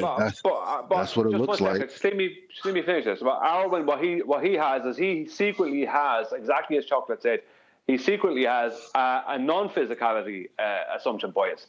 And he tries to back that up by laying the claim on us that we have a physicality assumption bias, when he's actually the only one making the claim about what the sun is. That's projection. That's it. Yeah, projection. Well, I thought that was pretty harsh. I thought that was pretty harsh when Chocolate said it. That was pretty bad. But it's true. I mean, if you've heard what he said over the days, anytime this topic has come up, he has my, I have the idea that the light we see is projected from some point that we cannot see, right? Like, that's basically where I'm at with it. And basically, I'm saying it's a projection, and we're basically looking at the projector screen, and that's the sun. What evidence do you have for that? Light into well, I have correlations, because rainbows look exactly like a beam would being split through biaxial crystals. So how else would a rainbow be created? I don't know. I've only seen that kind of phenomena. You ever think that there's some things that we're just not going to know, like the sun and the moon? Yeah, of course, but I'm just saying, as phenomena go, I mean, but isn't that how what light is? we use light every day. Light has been an invention for I don't know how long, and it basically it has some of the same properties, not all, because the wavelengths from the sun is like nothing like anything we've ever seen. But the bottom line is, it creates shadows. It does everything else that light does. But my whole thing is, he's like, yeah, it's a projection, but it's not actually physical. But I know that in order to have a light source, the source has to be physical somewhere. I think he thinks that it's not. There's nothing physical at all, which is why I'm definitely with chocolate, a non-physicality bias. Hold on, that's the part that I'm kind of curious about, because when Arwen brings up the physical assumption bias, I agree with him as far as anyone making a positive claim about it being physical, right? But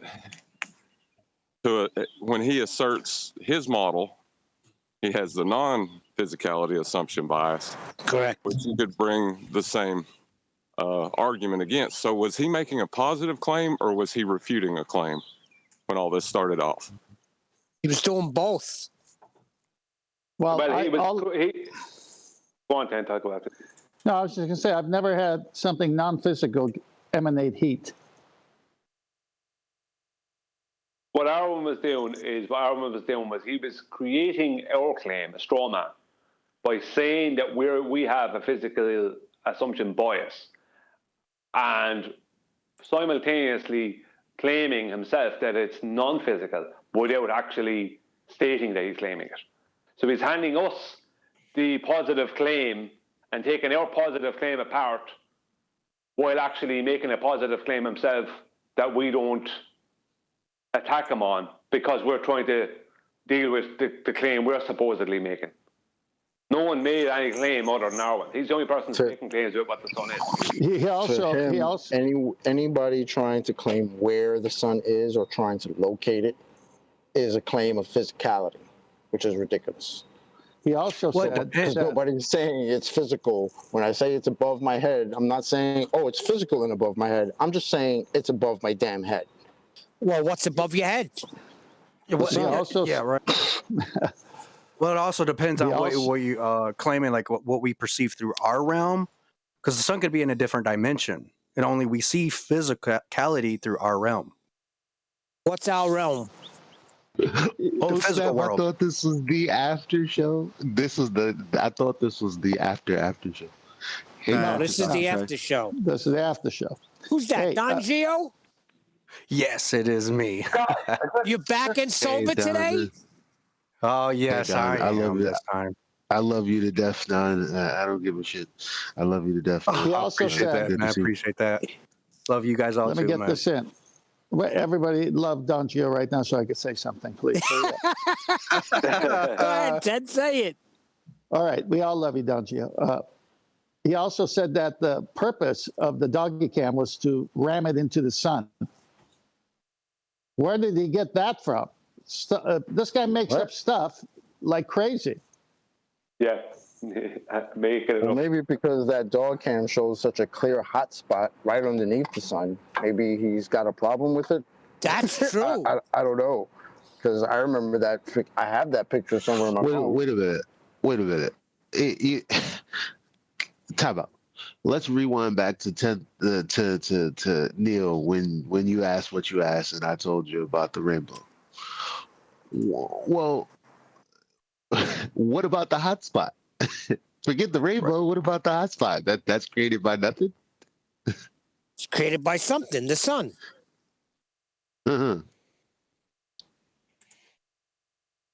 That's why whenever we ask the housekeeping question, any evidence to the distance of the sun, his response is, well, it's over there. Well, over where? Just over there? How do you know it's over there? Because you see it over there?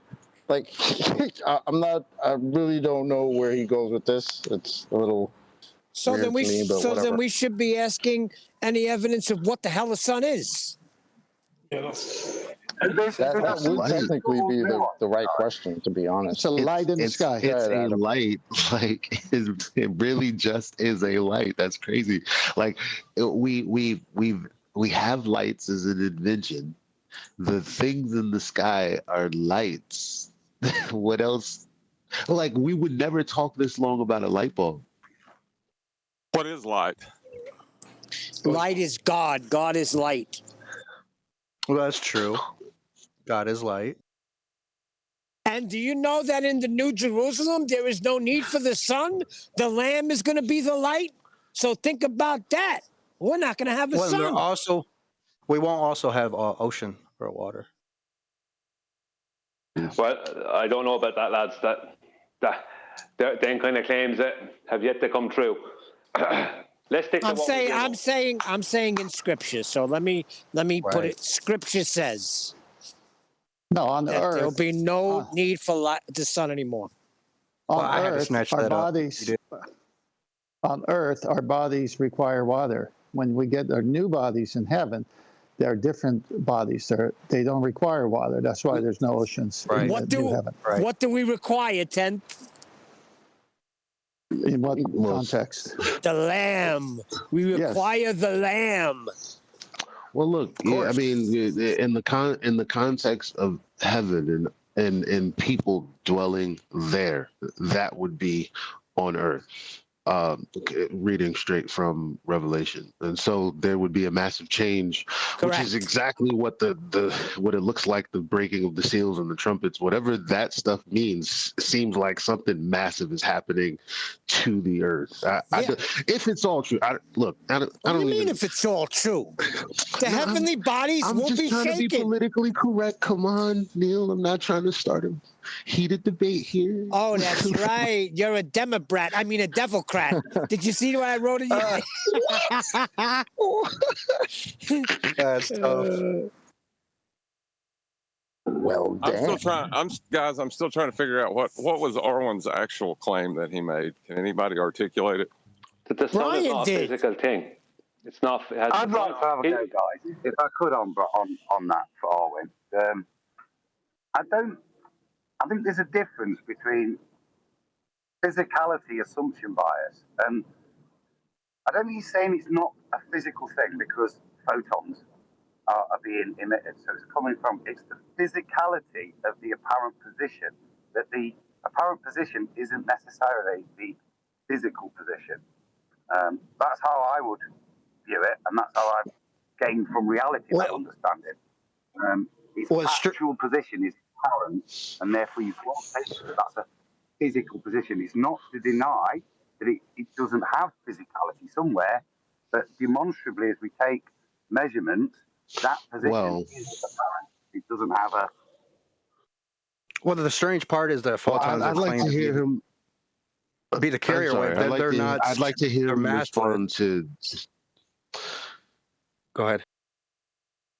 I'd like to hear him respond to Adam, because I said the same thing. I don't like I said, I'm not trying to put words in his mouth. I wish he'd come back. I guess we'll have the conversation. He left. But because our views seem similar to a point, I've said the same thing to him. I don't think he was like, yeah, that's what I'm saying. I don't remember. It's hard to tell with Arwen. He gets so contrarian about shit that he'll disagree when he agrees with you. And that's what's frustrating me right now. I don't know what his claim is. That's what I'm saying. Like, because Adams is making a logical argument. We can have light come from somewhere. We can have light apparently be where the source is not. No shit, duh. Right? I've brought this up before, but still, the question is: do you think that it's physically somewhere? I don't. I would like to hear his answer. That's the point. He doesn't think it's physically somewhere, and to say that it's somewhere.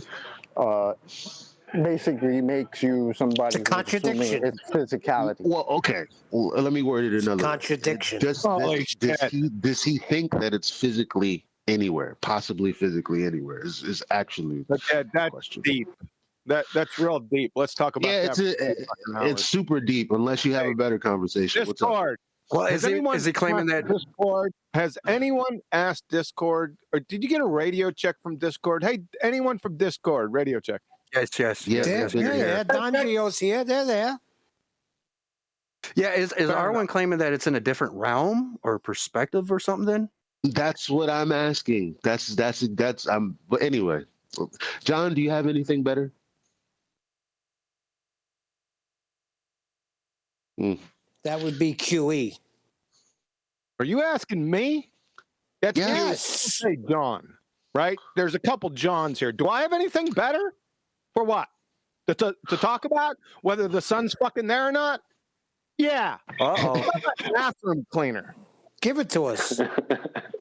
Yes, we want to hear it. Is the sun there when it's there? Don't be a bad date and shit on the conversation and sit there like a rock. Conversation. You have no conversation. There is no. Well, get the fuck out of the date then. Go home. Fuck. Yeah, there is no point here, right? That's tough. Well, that's what I've been trying to figure out for the last few minutes. Is what is the point? There is none.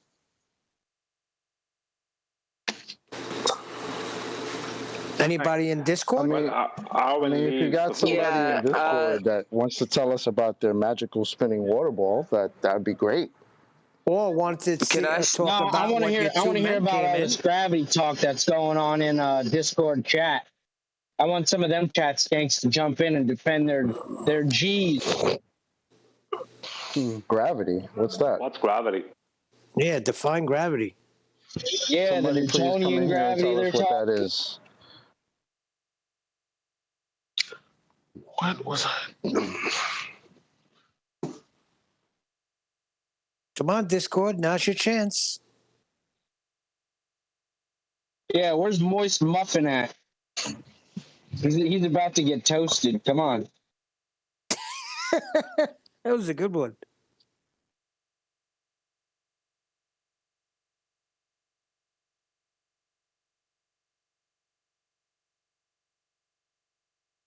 They're not biting. They know that we have a rabid dog on site. Is the chat skanking done? Wow, they're chat skanking. I'm gonna end their chat skanking here in a few seconds. Why do all the ball earthers talk about gravity when none of them can define it? Well, they want to get away from the elevation angle argument, so gravity has been coming up hard and fast recently. With dielectric acceleration. And Kevin Wheeler. I've been hearing a lot of gravity stuff. Wait, can I interject briefly? Yes, no? Go ahead. Yeah, go. Yeah, listen for it. Okay, so my brief interjection has to do with the basic, sort of formula of science, which has to do with what is it that is observed, right? And so when people claim that gravity is occurring, their claim is predicated on the fact that random objects, by virtue of their existence, attract each other. And that's never really been observed by anybody. It's out of date, too. Yeah, that was back in World War One, and what the effect they claimed was that when you let go of something that's more, without saying it, when you let go of something that's more dense than air, it falls through it. But if you let go of that same thing in Mercury, it goes up. So the whole gravity claim, starting with the force of gravity nonsense that was around until World War One. The whole claim was based around fooling people who were ignorant. It's a special pleading fallacy, right? Because they claim that the only observable instance wherein any type of object is attracted to another is an object attracted to the Earth as a sphere of a given radius with a given density and mass. And the Earth as an object exerting a gravitational force against this falling object, that's obviously a begging the question fallacy, but it's also a special pleading fallacy because we don't see objects attracting each other in life. You know, it's like if I had a couple of sandwiches in a bag, they don't suddenly coalesce into like a super sandwich. You know what I mean? And by extension, but it's only. Go ahead. It's out of date. It's out of date. When you say that the Earth's a special pleadings fallacy for gravity, by extension, it's also a special pleadings fallacy for how we can breathe in a vacuum of space, because there's no demonstrations anywhere in science where you get gas pressure in a vacuum without it being contained. And the moment you take away the container, it immediately fucks off. So the Earth must be a special pleadings fallacy. That's right. Yep.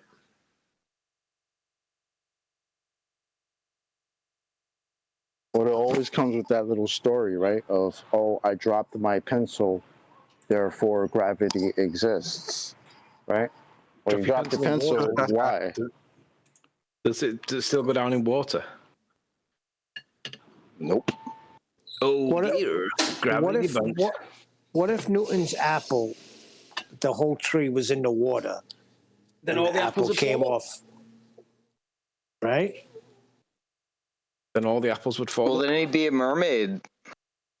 Well, according to their clown priest, Brian Cox, apparently the Earth is going up to meet the apple. So maybe some of the chat skinks want to come in here and tell us all about that, because that's their priest, Brian Cox. I would never have to bend down for anything again. Great. No, you don't. Just wait. Please come in and tell us all about that nonsense.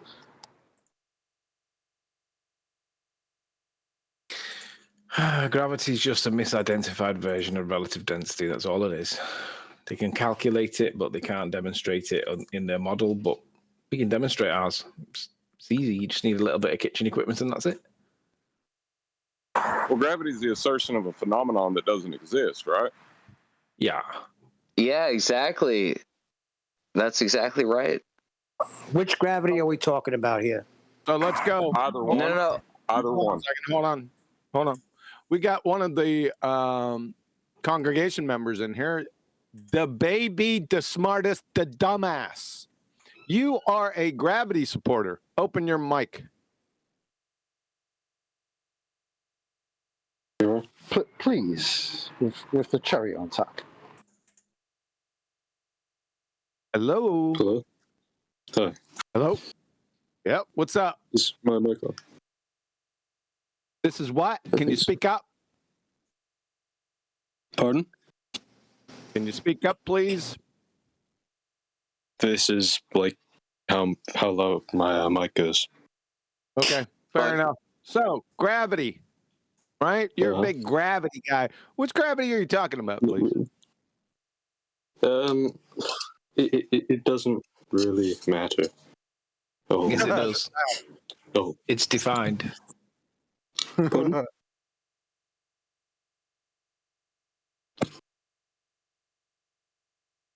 It doesn't really matter. So, are there more than one? Is there more than one type of gravity? Yeah. Yeah, I'm not exactly new to this, so I know what you say. Yeah. Pardon? You're new to this?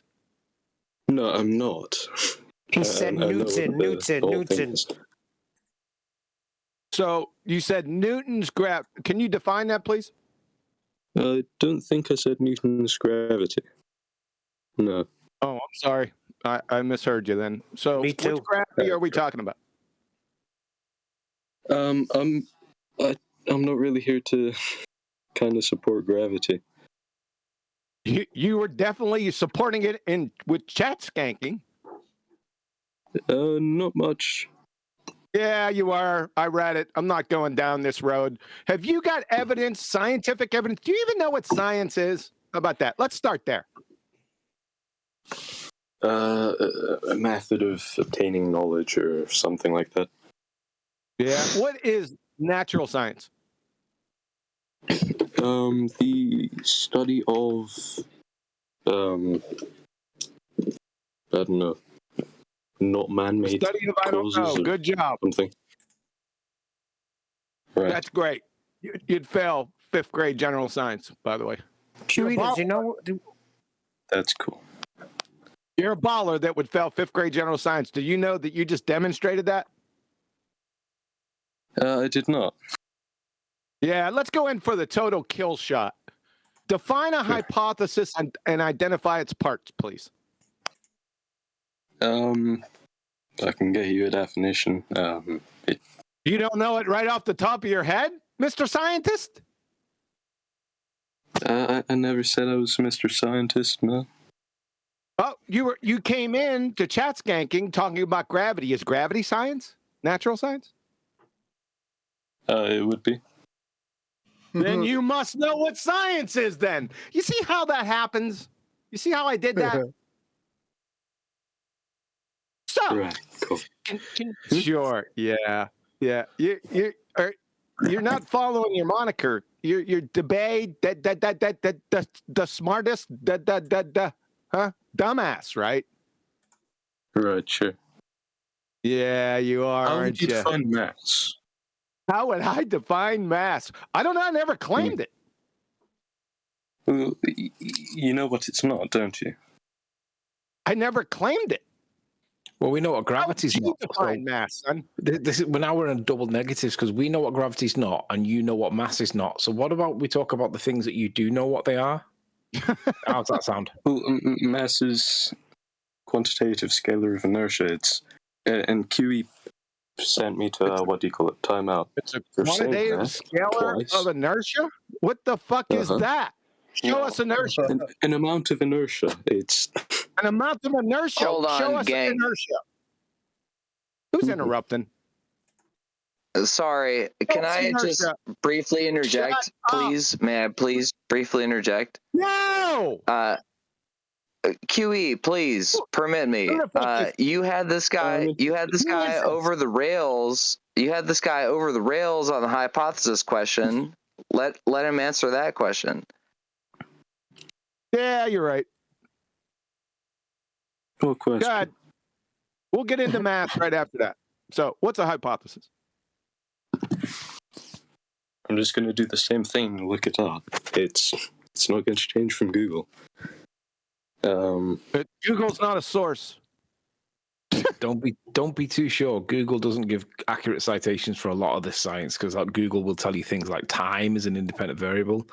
We're not going to go there, but my point is that Google's not telling you anything. Anthony, hold on a second, please, everybody. What is a hypothesis? That's the question. And identify its parts. Hypothesis is a presupposed explanation for a phenomenon. Exactly wrong. It's not an explanation at all. It doesn't explain anything. Oh my god. Cool. Yep. You said a presupposition. It's not a presupposition either. So where'd you get that from? Wikipedia. Wikipedia. You're a wiki Google scientist. Pardon? So you're a wiki Google scientist. I guess so. All right. So go on with your train wreck definition. Provide an example of a hypothesis. Give us a scientific hypothesis regarding anything and identify it. I'm not too interested in doing it. How would you define mass? I would like to know. So give us an example. Definition of mass. So give us an example of a hypothesis from your definition and identify its parts for everyone. Then we're going to get right to mass, I promise. No. No. Why is that such a hard thing for you to do? You're talking about gravity, and you're talking about how gravity is supposed to be science. You were asked what a hypothesis is. You went and looked it up, and you still don't want to talk about it. Now you want to go straight to mass. Meanwhile, you've not defined what gravity is. You've not told us what mass is. You've told us what it isn't. But nonetheless, we've learnt literally nothing since you've come in. But he'll tell you that it's keeping him on the planet. Yeah, but you guys are all way beside the point, though, because we're talking about epistemology here. We're talking about epistemology here, and we're talking about science in the domain of epistemology, wherein it is necessary that someone compose a valid hypothesis and subsequently endeavor to create a valid scientific experiment to validate their hypothesis. And Mr. Scoffer over here, Mr. Scattergunning Texas sharpshooter fallacy over here, doesn't even know what a hypothesis is, so we can't even get to what gravity is, because we have to figure out what knowledge is. And this dumb fuck doesn't understand a very simple concept, which is a hypothesis. So let him define it. Well, he demonstrated he can't. He's not able to. He can't define something he doesn't know. He just should have said, I don't know. Correct. He just should have said, I don't know. That's what he should have done. Right. That'd have been a more honest approach. If you don't know something, why pretend you do? He couldn't say that because he was chat skanking. So he had to make believe he knew something. It's okay to be honest if you don't know something. It's okay to say you don't know. You got a lot more respect around here for that. That's being intellectually honest. So just right, because if you don't know, you might learn something you don't know. They might teach you. Okay, but hold on a second. Does this guy even want to know? Yes. Okay, so do you want to know why it is that a hypothesis has explanatory power? That would be cool. Yeah. Okay, so the reason... Leave QB do it. No, a hypothesis does not have explanatory power. It's not. A hypothesis is a supposition. It's a predictional supposition in the natural cause and effect relationships. It's got two parts, independent variable and a dependent variable. It doesn't explain anything. It's just a statement that's getting ready to get tested by experiment, because you can't have natural science without experiment, and you can't have an experiment without a hypothesis. Nice. End of story. Pretty much. Good. And you can't. Go ahead. Sorry. No, I was going to say, and you can't have a hypothesis without an observed phenomenon that you're going to lay that hypothesis on. Naturally observed phenomenon. So all types of problems, huh? With this gravity, whatever the hell that is. Yeah, he hasn't defined that yet. We just exposed his lack of science acumen. So your credibility's in the friggin' shitter, dude. So you want to move on from here? Are you kidding? Let's move on to his chat skanking. Why would you be chat skanking about gravity when you don't even know what it is? Because I feel like it.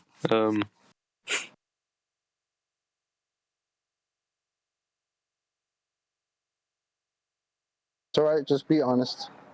Take your time. We'll wait for you. He said he feels like it. So you have nothing better to do with your time than come on here and chat skank about something you know nothing about? I don't think he finished his sentence.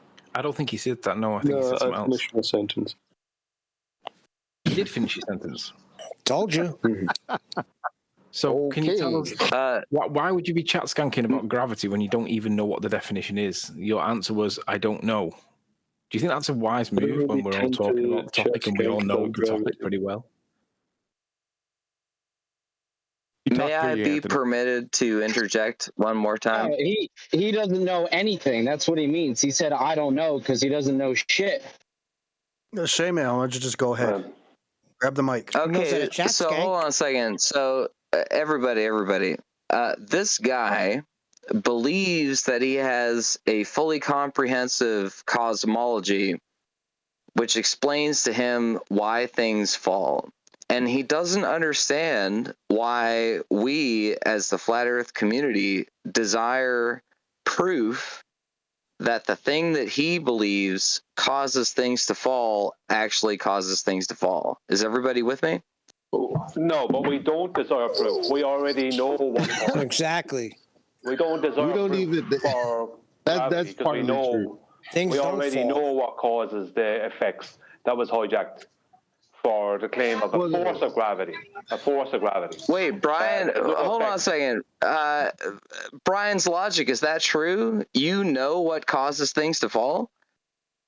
Yeah, I do, yeah. We do. It's demonstrable. We can prove it. We've tested it. We've proved it. And then nobody's come back with anything to prove that it's wrong. So we can prove stuff. But I like how he started because their belief, their paradigm, right? It includes this universal force of gravity. But the problem with that is simply gas particles aren't attracted to each other. It's over right there. Why is it bullshit? Because gas particles aren't attracted to each other. Period. Yeah, but we're not talking about gas particles. We're talking about a simpleton's understanding of, how did he put it in the first instance? Like, drop a pencil or some dumb thing like that. Okay, so if we drop a pencil in water, does it still fall down? Hold on. This is based on a misapprehension. Are you under the misapprehension that everything falls? That there's a downward bias? I'm not under that misapprehension. Who's the interlocutor? Who's the glober here? Explain your own case. I'm not really here to do that. So what are you here to do? Just chat, Skank? Well, not really about gravity. I said like 2 things about it. Yeah, but you chat skanking about gravity, and then when we invite you on to try and talk about what you actually know, you don't really know what it is. You can't describe it. You can't even identify the one that you're referring to because one of them's current, the other one's been replaced. You don't seem to know anything. We want to learn what you know. Start talking about gravity to us. Come on. But if you're searching for answers, you come to the right place. How do you define mass? That is the answer I'm searching for.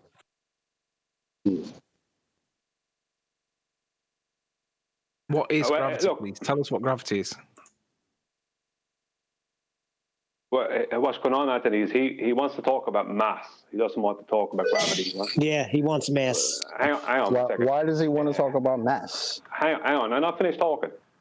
1 minute. Right. There's just him and there's all of us. Right. So you have to give him a chance to say what he's going to say.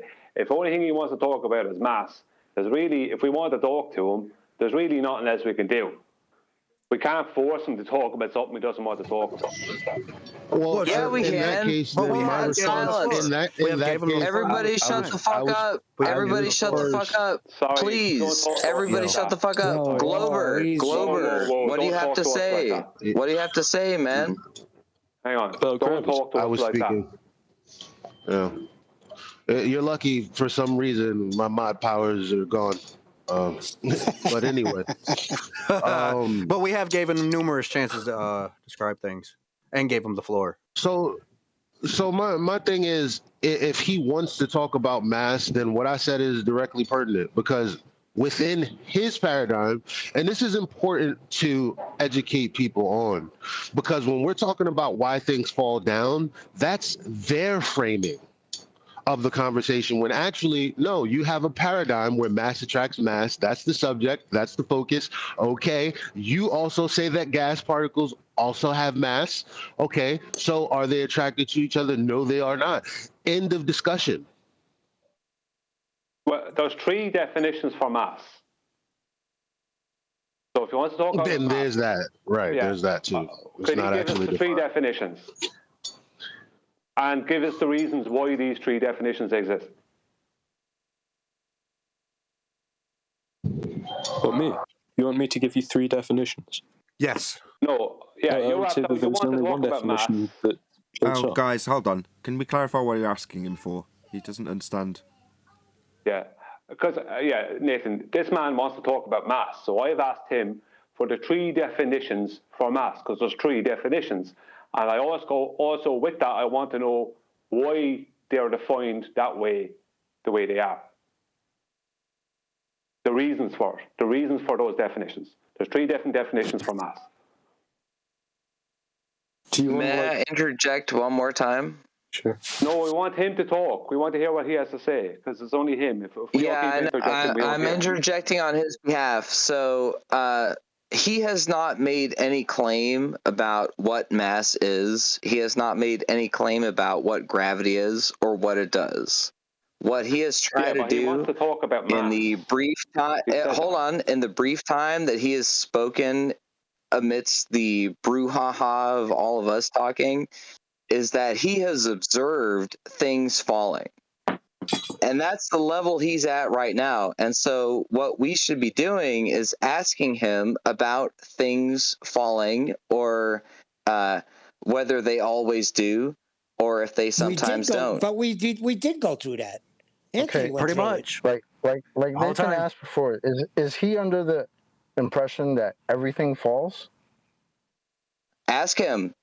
The baby, are you under that impression? What's his name? Who are we talking about? The What's his baby. name? The baby. Yeah. I didn't hear any of that. Are you under that impression? It would depend on what you mean by fall. Like saying that everything has weight. I would agree. Wasn't that your claim that you've seen Guys, things he's trying fall, to right? answer. Sorry, you said I something would say about that weight. everything is weight. You think everything has weight? Yes. Weight's a downward bias, though. Right. So you think gas goes down, go boom, boom. You can weigh helium on a scale then, because it's got weight. Yes. You think you can put helium onto a scale to weigh it? You don't think that, like every gas, it will disperse in all directions to fill the volume it's got? You're just mistaken about this bias. You think everything goes down, it doesn't. So that's what I stepped in earlier. You're starting on the premise that... It's due to buoyancy. Yeah, that would be me talking. Sure. Yeah, that would be me talking. Your misapprehension that everything goes down is wrong. There's no need to justify a downward bias with gravity because not everything goes down. Right. Right. Okay, so once you've recognized that not everything goes down, you have to suddenly reconsider the idea that any object which is purported to contain mass attracts itself. Are you aware of this fact? What? Sure. Yeah. Well, that's not okay. correct. So if you're aware of the fact that you have to reconsider that mass attracts mass, why are you arguing for gravity? Well, no, technically he has to consider that mass attracting mass was debunked in 1915. That's the old and busted. Correct. That's what I kept saying. So gravity hasn't been a force since 1915. Not considered one anyway, because if it was one, it would just be one, but it's not one. So what is gravity? That's what I was trying to say. He's out of date. Force. Excuse me? Neil, you've got to let them answer. You can't just talk straight after Chocolate's finished posing a question because we can't hear him. Yeah, so it would be a pseudo force or a fictitious force. What does pseudo mean? Yeah. Apparent. It means it's what it appears to be. I don't know. Sorry, no, that's not what pseudo means. That's not what pseudo means. Appears to be what it appears to be. No, that's not what pseudo means. What does it mean? You said it. You were the one who used the word. Why are you asking me what it means? You just used it. Because you're trying to correct me. Or are you just going to say that pseudo means actual? Pardon? You defined it as being what it is, what it appears to be.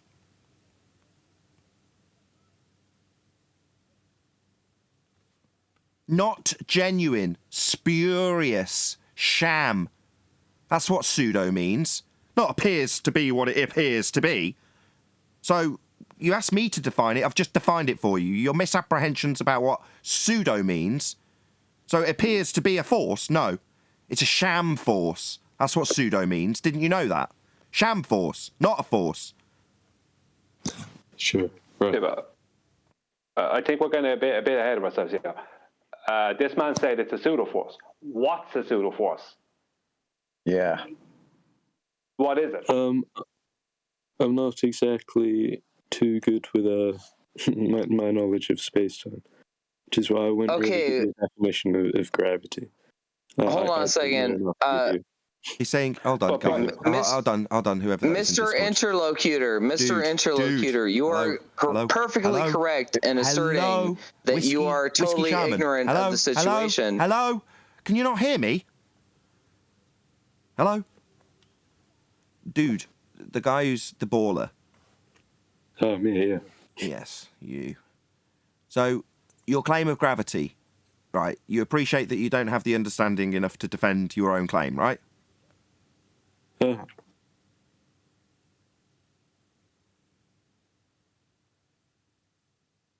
It isn't our job to educate you on your claim. Go figure it out. I want him to say yes. Did he say yes and I just missed it? I did say yes. Okay, I think fair he enough. did, yeah. That's it. That's the end of his beration. He accepts he doesn't understand his own claim enough to defend it. Fine. Let us tell you. There is no force of gravity. Some things go up, like gas. Expands in all directions. You've been misled to believe that things go down. That's why you said yes when I asked you if you were under the impression that things go down. You said, well, things have got weight. Well, no, they don't. Weight's a downward bias. Not everything has what you call weight. Some things go up. Yeah, there is no gravity because it's currently defined as a pseudo, that would be sham, force. Not genuine. Ergo, space, that's fake. Your misapprehensions about space presumably have a gravity force holding gas here. That's fake. There's no space. Gas would fill that area. It's a volume that gas could fill. We'd all be dead. Space is fake. No gravity, pseudo sham force, not holding gas here. And weight is not part of Einstein's theory of general relativity. There is no weight involved in what his theory is. Einstein does not describe gravity as a pseudo force either. No, as an effect.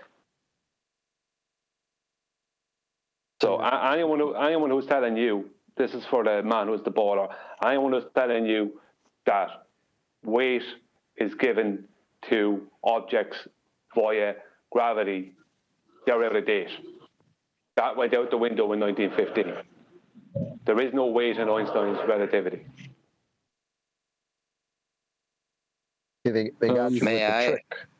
May I peacefully interject one more time? Yes, go ahead, Sharman. Sorry to bite your head off.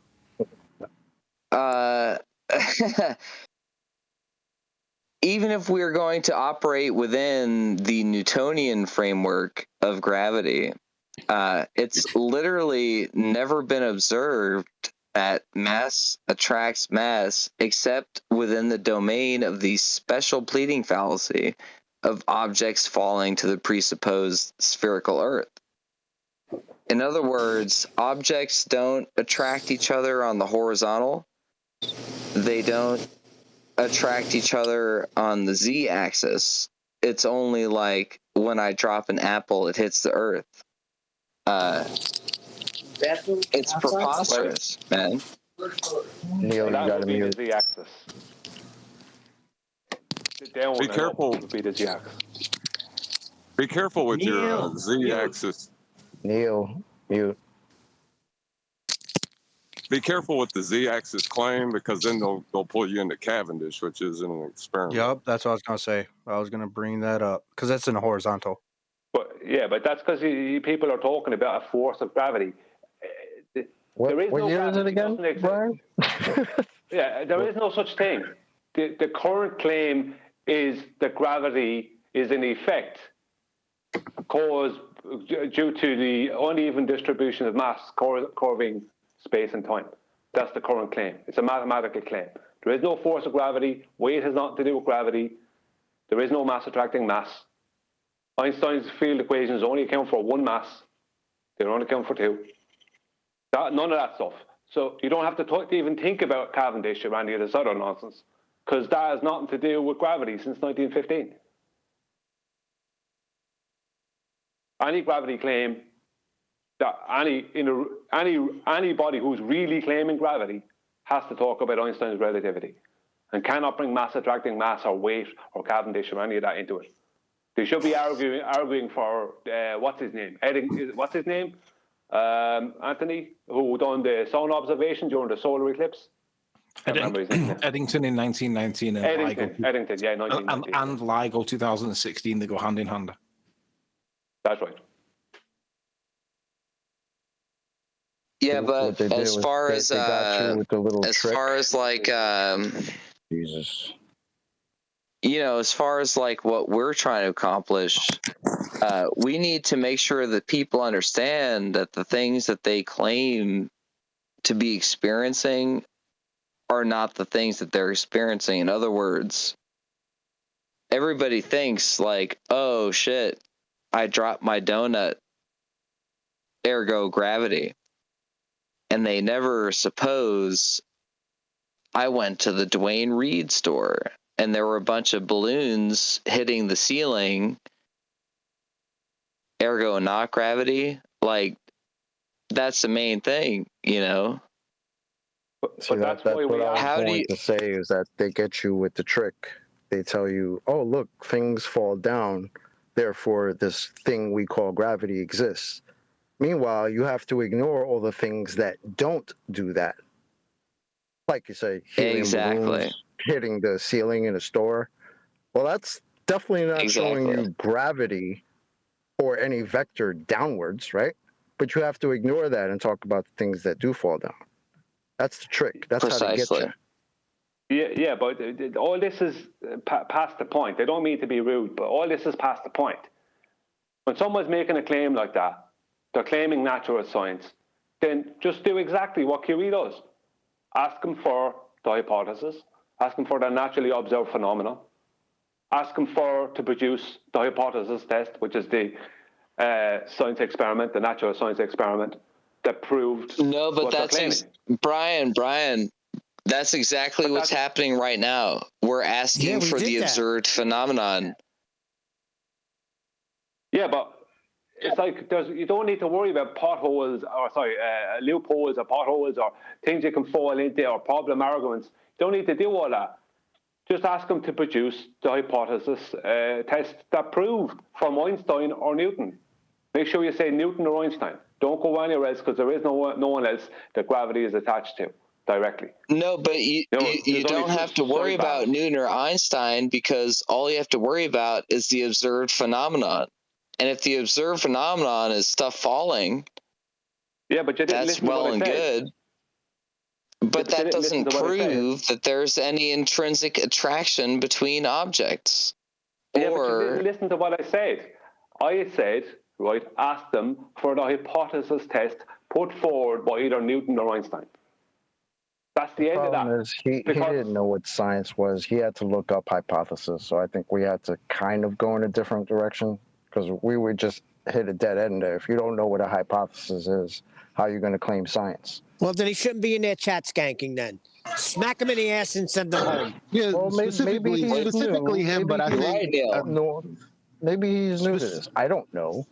You know what I mean? Yeah, that's the thing. I agree with Chocolate. Like, okay, we're saying that he's chat skanking, but in all honesty, the responses he would give or Kumu would give or any of these guys would give are programmed. How do I know?